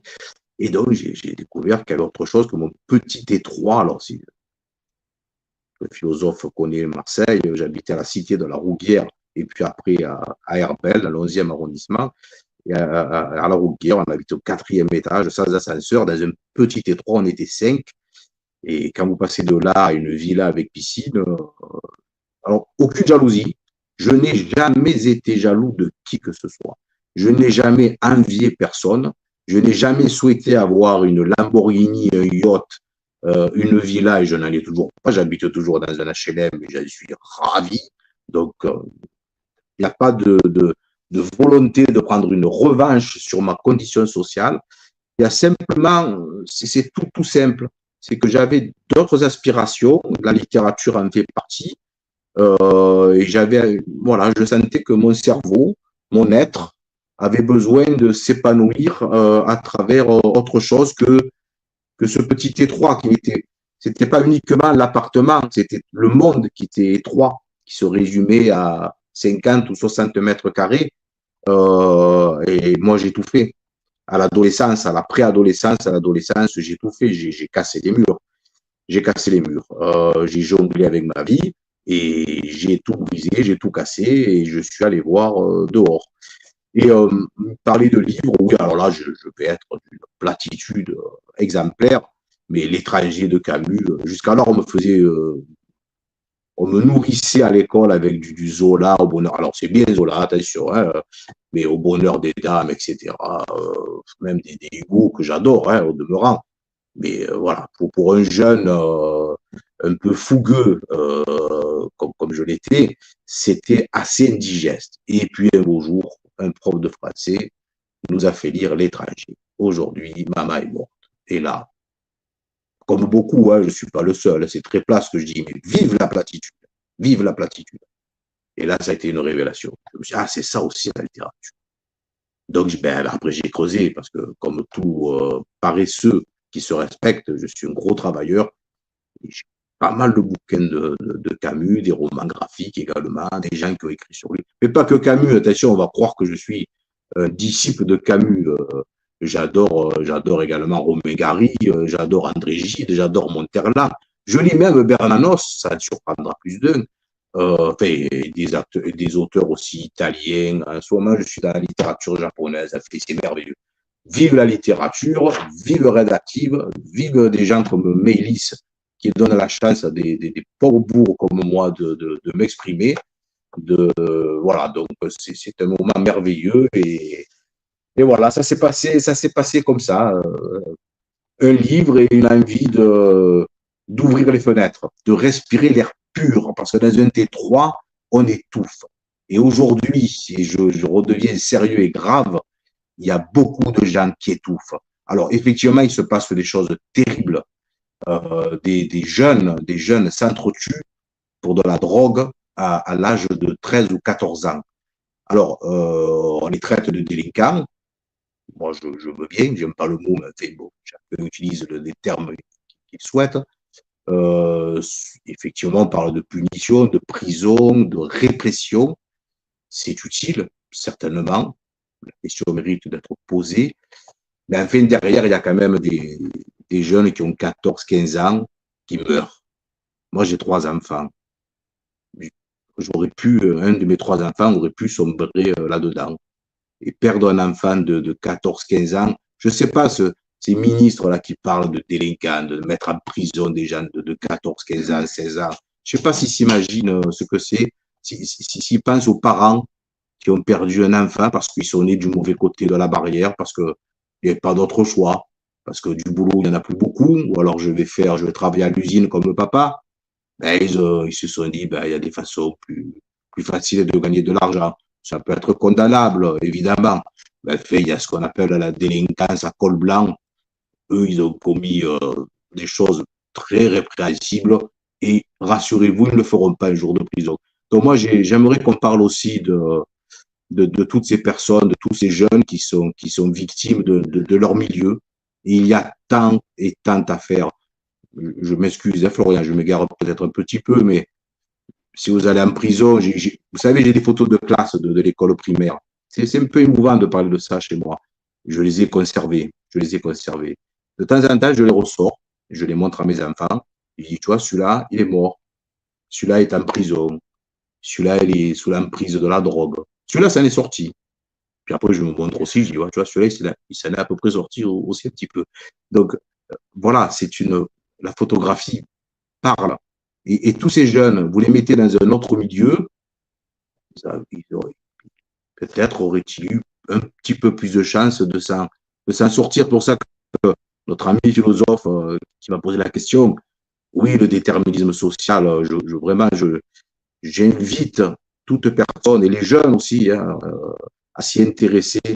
Il faut sortir d'un milieu qui peut être très violent. C'est difficile, oui, c'est plus compliqué parce qu'on n'a pas les armes, parce qu'on n'a pas le réseau. On est dans un monde de réseau. Voilà. Si on n'a pas les réseaux, c'est compliqué. Soyez malin, parce que vous l'êtes.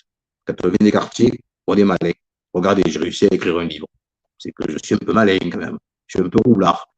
Voilà. Donc, ils ont des qualités. Donc, ils ont des qualités formidables. Donc, au lieu de mettre ces qualités dans du business et du shit, de la cocaïne et de l'héroïne, mettez-le dans la culture, mettez-le dans les livres. Il existe des maisons d'édition avec des gens formidables comme Mélis. Il existe des gens qui croient à la littérature comme Florian. Il existe des critiques littéraires qui sont d'une gentillesse et d'un professionnalisme exemplaire. Il y a des gens qui peuvent vous tendre la main. Ne refusez pas la main, Tadu. Ne la refusez pas. Merci beaucoup, André, en tout cas, pour ce message. Je rejoins les commentaires qui arrivent.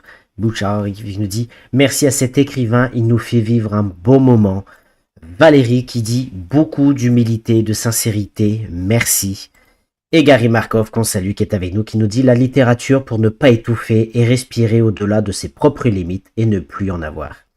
Voilà, donc merci à toi, Gary. Je voudrais juste ajouter quelque chose.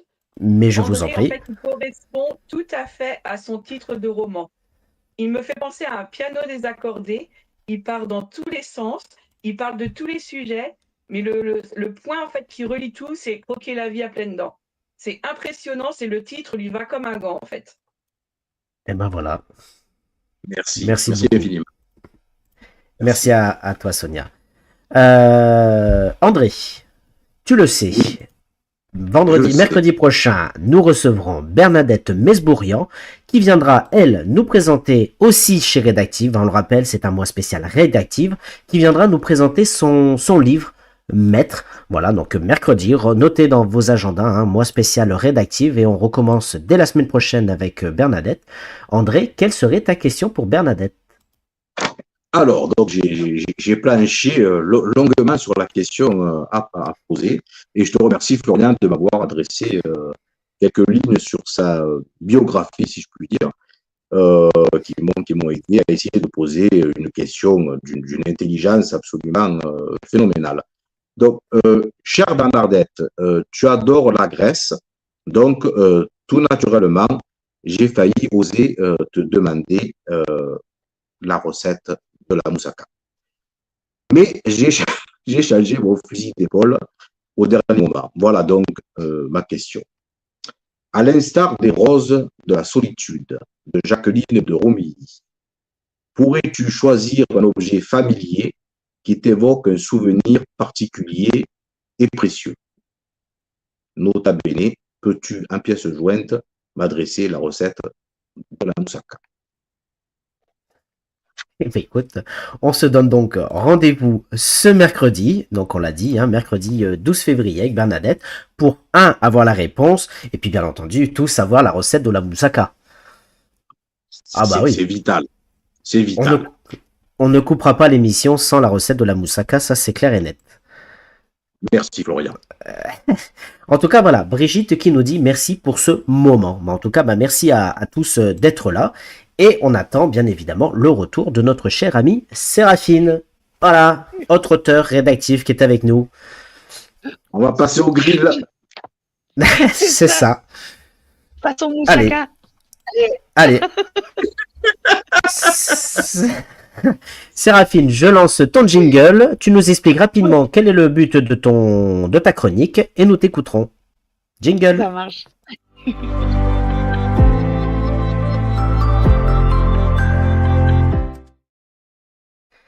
Donc vous l'aurez compris, André va passer sur le grill, mais Séraphine, peux-tu nous dire qu'est-ce que ça veut dire? Alors, je ne sais pas ce que tu veux dire par là, sur le grill. J'essaie juste, du coup, d'aller fouiller un petit peu derrière les mots du livre qui est présenté. Et du coup, cette fois, je vais m'amuser à poser à André les questions que Jacques se pose dans le livre. Donc, j'ai repris des petits passages du livre où j'ai considéré que ça pouvait amener à une question. Et je voudrais savoir, du coup, je vais les poser à André de façon à voir ce qu'il y a de lui dans ces personnages. Eh bien écoutez, ce que je fais, tout en vous disant qu'effectivement la recette est à partager avec le reste de l'équipe pour la moussaka, Tali, sois présente et tu l'auras bien évidemment.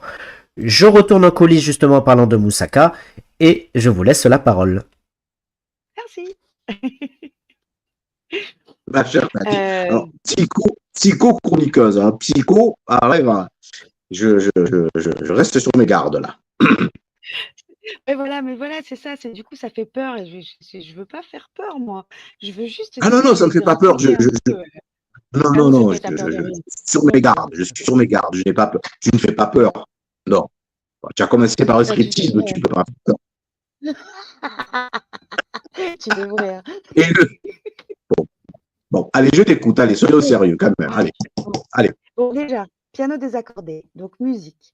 J'aimerais savoir déjà, juste si tu avais été auteur, musicien, auteur-compositeur, quelle chanson tu aurais aimé écrire?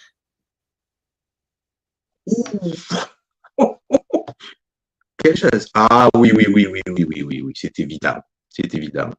Ben, avec le temps de Léo Ferré. Ah, Ben, j'ai considéré depuis mon adolescence que j'ai décrété de façon unilatérale, voire dictatoriale, que c'était la plus belle chanson du monde. J'ai 60 ans, je considère que c'est la plus belle chanson du monde. Elle me fait chialer. Voilà. ah oui, oui. Ah oui, elle est C'est intemporelle. le plus grand poète. Hein. Léo Ferré, je lance un appel solennel. C'est le deuxième de la soirée et le dernier. Jeunes, moins jeunes, écoutez Léo Ferré. C'est pas facile.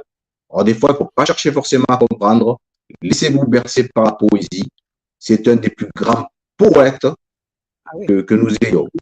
Écoutez Léo Ferré. C'est extra. Je ne vais pas chanter, rassurez-vous. Tu devrais, ça rajouterait encore une corde à ton piano. Oui, celui-là, il sera bien désaccordé. Hein. Cette corde, elle sera bien désaccordée, par contre. Bon, alors, sur ton livre, tu disais tout à l'heure que le personnage qui te correspond le mieux, ou du moins que tu préfères, on va dire, c'est Ricardo. Donc, toi, Oui. justement, comme Ricardo, est-ce que tu vis sur l'air du temps? Absolument. Oui, oui, je vis sur l'air du temps. Ah oui, oui, oui. Alors, j'ai la chance de travailler depuis quelques années pour des soucis de santé. Il n'y a rien de particulier là-dessus. On va pas s'y étendre. Ça n'a strictement aucune importance. Donc, je ne travaille plus. Par contre, je suis dans l'associatif. Alors, j'essaie d'être un peu cohérent quand même si je suis désaccordé. Je fais beaucoup de soutien scolaire dans les maisons de quartier à Aubagne. Je l'ai fait à la Tourtelle, je l'ai fait au quartier du Charel, où j'essaie, ou à des voisins, voilà. J'essaie d'apporter du soutien scolaire. Donc, c'est ma façon à moi de transmettre ce que j'ai pu absorber. Peux-tu me répéter ta question, s'il te plaît?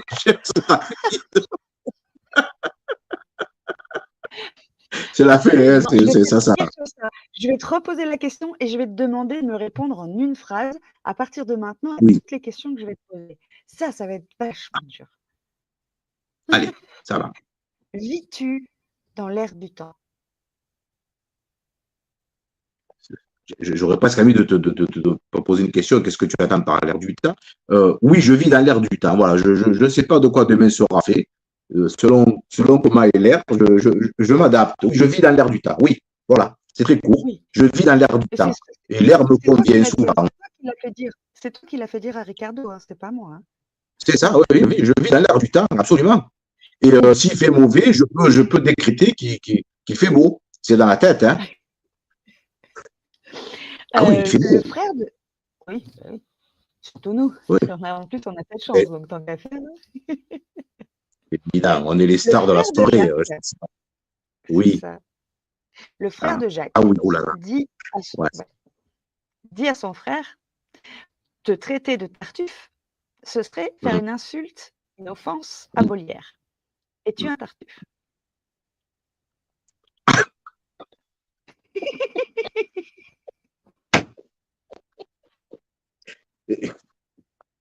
La décence, l'intelligence même, mais je ne suis pas intelligent, c'est ça mon problème. Ce serait de dire, mais évidemment pas que non, je ne suis pas un Tartuffe. Quand même, la réponse que je fais, mais bien sûr que je suis un Tartuffe. Bien sûr. Et on est tous des Tartuffes. Et on est tous des Tartuffes, évidemment. Merci Molière d'avoir mis en avant tous nos défauts qui sont en fait des qualités extraordinaires. Mais que la vie serait triste si on était des gens bien pensants, bien polis, bien gentils. Mais je vous en prie, madame, après vous, monsieur, mais qu'est-ce que ce serait triste à mourir, à mourir. Donc on est des Tartuffes. Alors, je me permets un dernier mot vulgaire, on est tous cons. Faut arrêter de dire, ah, les cons, mais on est cons nous-mêmes, hein. Voilà, il faut le reconnaître. Donc, soyons des Tartuffes jusqu'au bout. Tartuffe. Ça me fait passer à truffe, je ne sais pas pourquoi. Mais tu viens de répondre à la question suivante, puisque dans le livre, tu dis, me voilà fou parce que je ne vis pas comme les autres. Es-tu fou? Me voilà, qu'est-ce que j'ai? Ah oui, je suis fou. Ah oui, complètement. Complètement. Oui, je suis fou. J'ai déjà répondu. Oui, je suis fou, mais je me console, si je puis dire, parce qu'il paraît que c'est une maladie. Je crois que nous sommes tous fous. C'est-à-dire, alors je m'explique quand même un minimum, si on prend conscience un, de l'absurdité du monde, deux, de ce qui est en train de se passer et de ce qui se passe depuis de nombreux siècles dans ce monde, toutes ces atrocités, à part la folie, si ce monde n'est pas fou, qu'est-ce qu'il est? Donc on devient fou, nous aussi. Et la folie nous protège hein, également.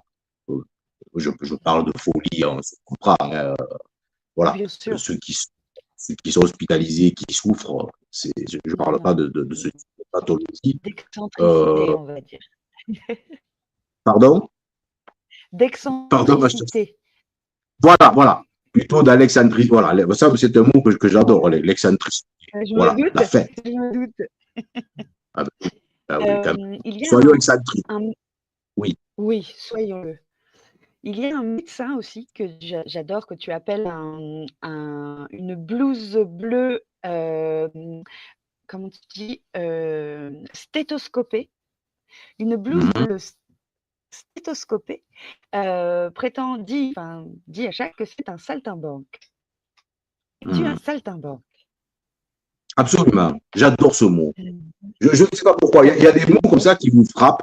Ah, il y a des mots qui vous frappent, ça peut être n'importe quoi, hein. Mais il y a des mots comme ça que, voilà, moi, saltimbanque, baladin, voilà, moi j'aime bien saltimbanque. Oui, je suis un saltimbanque, oui. Je vais dans la rue et je jongle avec les mots, je jongle avec les gens, je jongle avec ma propre vie, je jongle avec mes pensées. Comme disait, je crois, Paul Valéry, je ne suis pas toujours d'accord avec moi-même. Ça, c'est une phrase qui, pour moi, est une philosophie. Toi qui es psycho-chroniqueuse, je ne suis pas toujours d'accord avec moi-même. Je suis en perpétuel débat avec moi-même. Je suis bourré d'incertitudes. Je fais l'éloge de la nuance. Je ne sais plus qui l'a écrit, c'est le directeur du Monde des livres.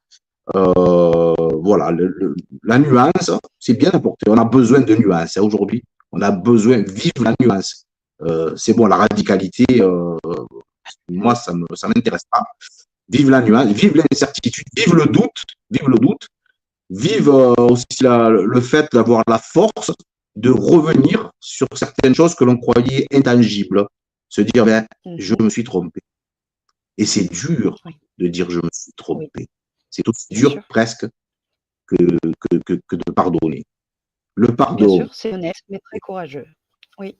Ah, ça, le pardon. Alors, reconnaître ses incertitudes, c'est faisable, c'est humainement faisable. Le pardon, ce qui s'est passé, évidemment, hein, voilà. C'est très courageux. Oui. C'est un long et dur combat. C'est sûr. Long et dur, je vais rester du coup là-dessus, puisque je vais, pareil, j'ai adoré cette phrase. Es-tu un Don Juan de pacotille en solde et poussiéreux? Ah, alors, je suis un Don Juan de pacotille, parce que je ne suis pas un véritable Don Juan. Alors, il faut m'imaginer plus mince, avec des cheveux, avec une mèche. Hein. Adolescent, je portais même des chapeaux. Vous voyez, j'étais déjà excentrique. Voilà. Je n'ai pas de photo là à vous montrer, mais on m'accordait un certain charme. Donc, effectivement, j'avais ce côté un peu excentrique, un peu Don Juan. C'est Don Juan. C'est prétentieux quand même. Enfin, je ne déplaisais pas. On va dire ça comme ça pour être d'une grande modestie. Donc, mais j'étais un Don Juan de pacotille parce que j'étais incapable, parce que Don Juan est un être terrible envers les femmes. Tout le monde connaît ce grand classique de Jean-Baptiste Poquelin. Donc, moi, je n'étais pas au jeu avec les femmes, au contraire, bien au contraire. Donc j'étais un Don Juan de pacotille. Et ensuite, c'était poussiéreux. Bah, oui, je deviens poussiéreux. En solde et poussiéreux. Oui. Là, maintenant, je serais plutôt, vous voyez, côté friperie. Voilà. On mettrait en avant peut-être mes fils, qui sont très beaux, et ma fille. Voilà. En avant, au niveau des rayonnages. Et moi, au fond, juste à côté des toilettes, il y a un stand avec des fripes, et je suis dedans. Donc, je tombe un petit peu en poussière.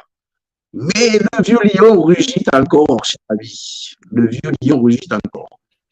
Non pas dans le donjuanisme, hein, j'ai trouvé mon bonheur de 30 ans. C'est pas ce que je veux dire. Oui. Mais je considère que c'est un certain charme.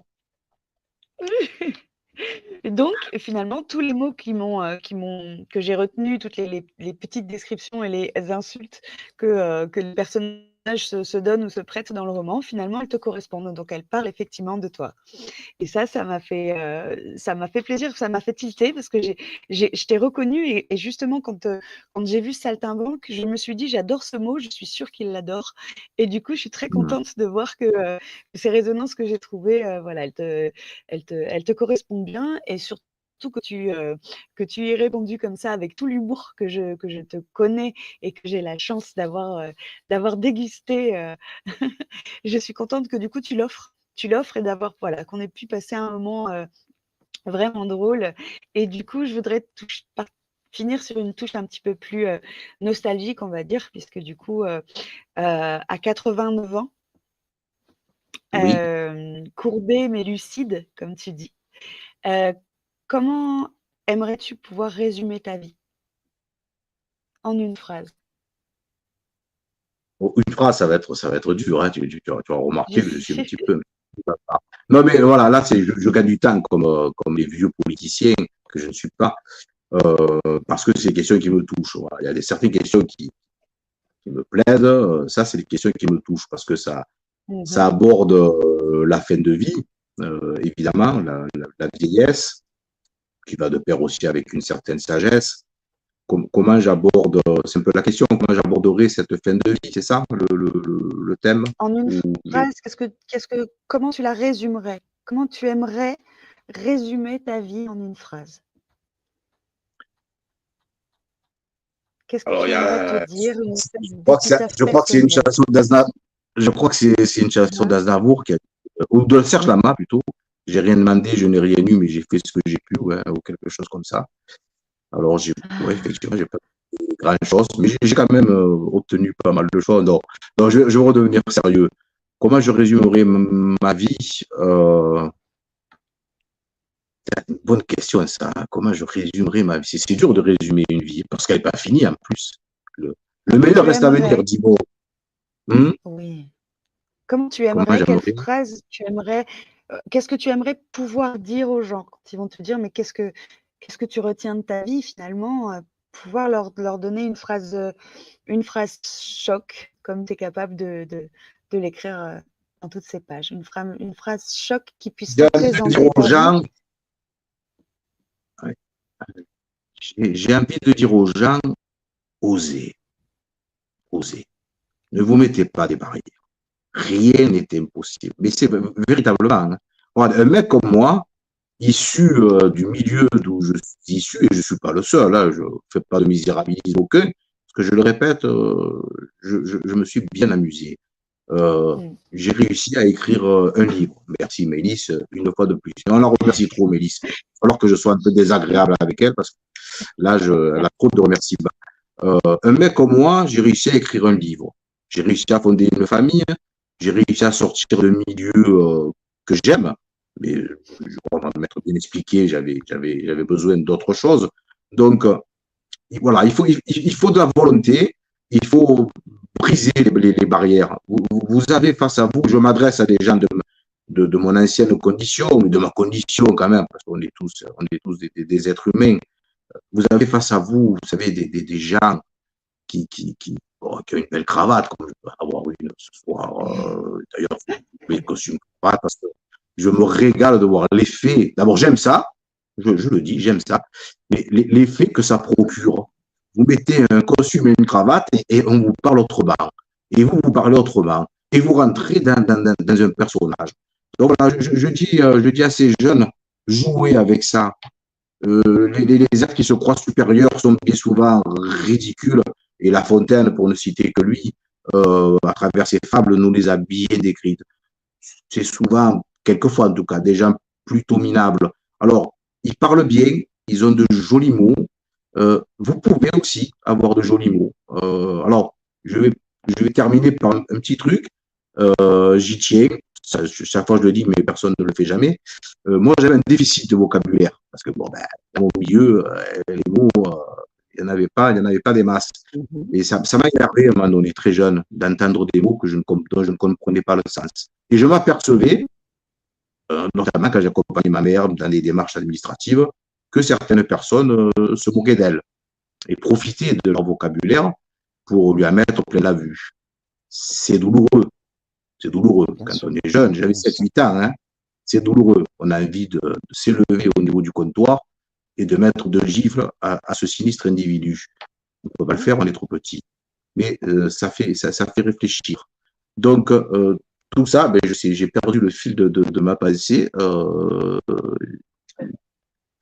Pardon. Oui, voilà. Merci, c'est ma femme qui vient de m'aider. Donc, j'avais ce déficit de vocabulaire, voilà. Et je me suis dit, à un moment donné, j'étais jeune, hein, je me suis dit, ben, dans la journée, ou voilà, à peu près, tu vas essayer de noter 5, 10 mots dont tu ne comprends pas le sens à travers la lecture d'un livre ou d'un journal télévisé ou que sais-je encore, sur un petit calepin. Et le soir, tu vas recopier sur un répertoire. Bon, c'est à l'ancienne, hein, il n'y a pas d'ordinateur à la bonne époque. Hein. Le soir, sur un répertoire, je notais les mots avec leur définition. Donc, après les mots de la même famille. Et j'ai fait ça pendant plusieurs années. Et j'en ai rempli des répertoires. Et j'en ai rempli. Et ça m'a ouvert un vocabulaire. Alors après, j'ai expérimenté. Quand je rencontrais des gens plus intelligents ou qui se la jouaient plus intellectuels, je les expérimentais et je voyais l'effet que cela produisait. C'est extraordinaire. Voyez, on parle là, je pourrais jouer un autre personnage. Ouais, je resserre un peu le nez de cravate. Chère Séraphine, ce que j'ai voulu dire en vérité dans cette nouvelle-là, un terme qui me paraît quelque peu impropre, j'ai voulu dévoiler quand même le déterminisme social et essayer de donner les clés pour des pauvres individus qui ne sauraient trouver la solution pour échapper à leur milieu ambiant. Voilà, je peux la jouer comme ça, mais ça aurait ça aurait embêté beaucoup de monde et on n'aurait peut-être pas souri autant que ce soir. Donc, vous voyez, on peut faire beaucoup de choses. Et tout ça pour dire aux jeunes, parce que moi, voilà, je passe tous, et tant mieux. Pour dire aux jeunes, c'est des mots. Jouez avec les mots, apprenez. La langue française, je ne veux pas jouer aux patriotes, j'ai horreur des drapeaux. Je vais me faire encore des amis, mais c'est pas grave. J'aime pas les drapeaux. Mais la langue française, elle est magnifique. Elle est d'une richesse incomparable. Donc, utilisez-la, apprenez des mots, lisez des livres, contactez des maisons d'édition comme Rédactive. Et on a mis une dernière couche pour Mélisse Pierre. On t'embrasse, Florian et toute l'équipe. Il y a des possibilités. Osez. Ça ne marchera pas la première fois, ça marchera la seconde. Voilà, libérez-vous. Libérez-vous. La vie, c'est une pièce de théâtre. Je le redis, je le ressouligne. Soyez bon comédien. Soyez bon comédien. Alors, si je résume en une phrase, ça fait « Allez-y, osez ». Moi, j'ai essayé et j'ai réussi. Réussi, non. Non, parce que j'aime pas le mot réussir. J'ai réussi à avoir une famille, j'ai réussi à écrire un livre. Oui. J'ai obtenu, certaines choses. Allez, oui. Voilà. J'ai obtenu. Moi, je suis un vieux con. Hein, de tout jeune, je me suis dit, je veux avoir une femme, je veux avoir des enfants. C'était ce qui, pour moi, était le plus important dans ma vie. Allez-y, foncez. Allez-y, foncez. Vous allez tomber. Alors, c'est classique de dire ça. Relevez-vous. Des fois, on n'y arrive pas. Et avec osez, ne baissez pas les bras. Des fois, c'est dur. On a tous vécu, hein, toi aussi certainement, des moments difficiles, voire très difficiles. Donc, soit on sombre, soit on se relève et on essaye d'être digne. Bon, ma mère m'a appris, ma mère qui était quand même malheureusement, mais pas un grand niveau. Elle était en Tunisie, voilà, les événements, bon, c'était compliqué pour elle, mais elle m'a appris, alors je ne l'ai pas connue énormément, elle est morte assez jeune, mais elle m'a appris la dignité. Elle m'a, ça me le dire, hein, mais son discours, c'était sois digne, mon fils, marche au droit. C'est pas parce que tu as de vieilles baskets ou de vieilles chaussures et que tu n'as pas le polo Lacoste, etc., et que tu vas pas dans des lycées UP et que sais-je encore, que tu es un triste cire, sois digne, lève la tête, quoi qu'il arrive. Elle a été digne jusqu'au bout. Je t'embrasse, chère maman. Vous savez, les fils et les mères, c'est une grande histoire. Hein. Donc, voilà. Donc, elle m'a appris ça. Donc, aux jeunes, j'ai envie, moi, je m'adresse surtout aux jeunes parce que les vieux croutons comme moi, ça n'a plus d'importance. Soyez dignes. Et vous serez davantage digne en travaillant, en essayant de réussir, qu'en faisant des conneries, en tombant dans la drogue ou que sais-je encore. C'est important. Soyez dignes, soyez fiers. Vous n'êtes pas rien. Vous n'êtes pas rien. Soyez. Allez, je vais garder ça comme mot de la fin. Soyez dignes, soyez fiers. Ça me plaît. Merci beaucoup, André. C'était un plaisir. Merci beaucoup. Merci à toi. Merci beaucoup à tous les deux. Bon, tu vois, passer sur le grill avec Séraphine, au final, ça se passe très bien. Ah ben, j'aimerais passer sur le grill comme cela tous les jours. Hein. Franchement, ça a été un plaisir. Ça a été un plaisir. Et avec Sonia, et avec Séraphine, vraiment, ça a été un moment, j'aimerais qu'il se prolonge jusqu'au bout de la nuit. Eh bien, écoute, on a encore quelques minutes, en tout cas, pour rappeler que tu étais avec nous ce soir pour nous parler de ce livre, Comme des pianos désaccordés, aux éditions Rédactive, puisqu'on le rappelle, et on va le dire encore une fois, qu'on fait le mois Rédactive grâce à Maëlys Lisper, la directrice de publication, qui fait un travail remarquable encore une fois. Je sais qu'elle est derrière sa caméra, et voilà, on lui fait des gros bisous. Sonia l'a dit, grâce à elle, on découvre de très belles plumes, dont tu en fais partie encore une fois, André, et dont on aura l'occasion la semaine prochaine de découvrir une nouvelle plume, puisque nous aurons la chance de recevoir mercredi Bernadette Mesbourian, qui viendra nous présenter donc son livre Maître aux éditions Rédactive. Encore une fois, Sonia, en 2 mots, qu'est-ce que tu peux nous dire sur ce livre qu'on présentera mercredi? Je dirais un huis clos étrange et pénétrant, comme un certain poème. Et ben voilà, ça vous donne... J'ai un rêve étrange et pénétrant. Oui, voilà, effectivement. Ça donne le ton, effectivement, du live de la semaine prochaine, que je vous rappelle que vous pouvez retrouver en direct sur Facebook et YouTube. Et bien entendu, toutes les rediffusions sont disponibles aussi sur YouTube dès ce soir. Hein, c'est même pas attendre 24 heures. Hein, dès ce soir, vous allez sur YouTube, vous remettez le live au début. Vous pouvez revoir toute la rediffusion. Voilà, en tout cas, on a passé un agréable moment. André, je veux te laisser le mot de la fin. Qu'est-ce que tu veux dire pour terminer face à tes lecteurs et face à l'équipe qui est face à toi? Et à Rédactive, bien évidemment. Ah, bien sûr, bien sûr. Alors bon, je vais arrêter de remercier Rédactive, Maëlys, etc. Bien que on ne s'en lasserait pas. C'est une personne tellement charmante et humaine. Je remercie Sonia pour sa critique littéraire, parce que je le redis, je le pense. Vous avez compris, je suis quand même quelqu'un d'assez sincère, tout de même. Je considère que c'est pas chose aisée que de faire une critique sur un livre. Donc, je respecte ce travail. Voilà. Séraphine, quand tu commences à te dévêtir, à avoir une DSP, bon, ça va, c'est gagné, quoi. Le grill, il était froid, quoi. Il était gelé. Donc, non. Le DSP, je ne parle pas de la bière au DSP, je parle de la désespérance. Bah voilà. Tu vas me livre de la désespérance, là, hein, franchement. Loin de moi, les deux, voilà. Donc, on sent très bien que, voilà, quand on va passer sur le grill avec toi, on va passer le sale moment. D'ailleurs, c'est traumatisant. Hein. Et je terminerai en remerciant évidemment Florian, qui est une personne. Moi, ce que j'aime chez Florian, j'en profite, c'est bien les écrans, parce qu'on peut dire ce qu'on veut. Tu risques pas de me reprendre de vous. Il y a l'humanité. Alors derrière, alors, tu as une carapace. Hein, alors là, c'est formidable. Hein, c'est sérieux, c'est carré, il y a l'empathie qu'il faut. Mais c'est mesuré. On sent que c'est mesuré. C'est bien. Voilà, tu as pris les bons poids. C'est parfait. J'ose espérer que dans la vie, ça doit être, j'espère, un peu plus rock'n'roll. Mais je pense que voilà, une ou deux soirées ensemble et peut-être je découvrirai un autre Florian. En tout cas, merci pour ton sourire, ta générosité. Je sais qu'on traverse tous des moments difficiles. On ne va pas s'y étendre, évidemment, ce qui ne fait que rajouter à ton courage et au fait que je respecte ce genre de courage, évidemment.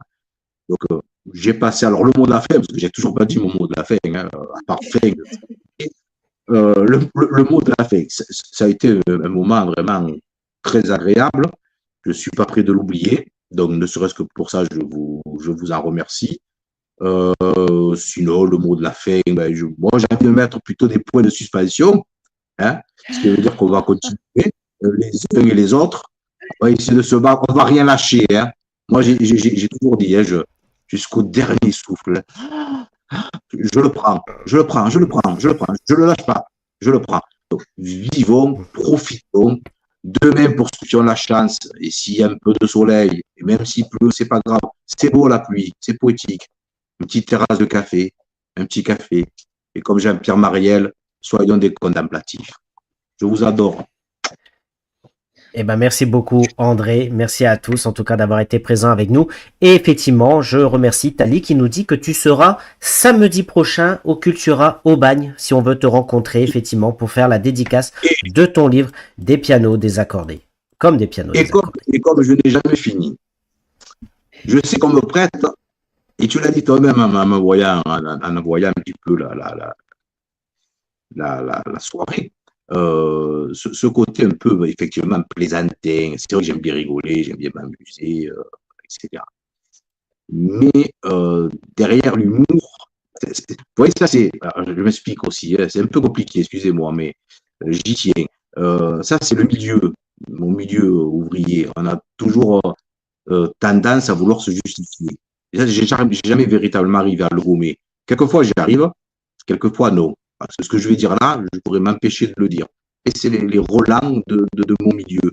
Donc, c'est le fait de dire que derrière l'humour, j'espère avoir pu dévoiler dans ce court roman des choses aussi importantes pour ma vie d'homme que le déterminisme social, que l'absurdité, que les hasards de la rencontre, que la vie est une chose formidable et quelquefois cruelle. Voilà, des thématiques qui sont plutôt sérieuses et que je pense qu'on peut en parler tout en gardant le sourire. Parce que si on avait passé une soirée à être très collé-monté, ça aurait été un peu lassant, quoi. Là, je crois qu'on a... Ben moi, en tout cas, personnellement, j'ai passé de bonnes soirées, moi, franchement. C'est bien. Eh ben, je confirme en tout cas. Mais en tout cas, je remercie Sonia d'avoir fait une très belle chronique. Je remercie également Marie qui n'a pas pu être avec nous ce soir, qui a lu aussi un très bel extrait. Merci à toi, Séraphine, d'avoir mis notre André sur un grill froid ce soir, mais en tout cas, voilà. Et puis, bien entendu, merci à toi, André, d'avoir été avec nous ce soir, d'avoir passé ce moment avec nous. Pratiquement 2 heures tout pile ensemble, vous voyez, c'est passé très vite. Voilà, malgré quelques petits soucis de connexion en début d'émission, en tout cas, c'est passé crème. On a vraiment passé un très bon moment. Encore une fois, merci à tous. Comme tu as dit, profitons de la vie, croquons la vie à pleines dents. Elle est tellement courte. Lisez des livres et encore merci à tous. Très bon week-end. Ciao, ciao. Merci pour le week-end. Merci.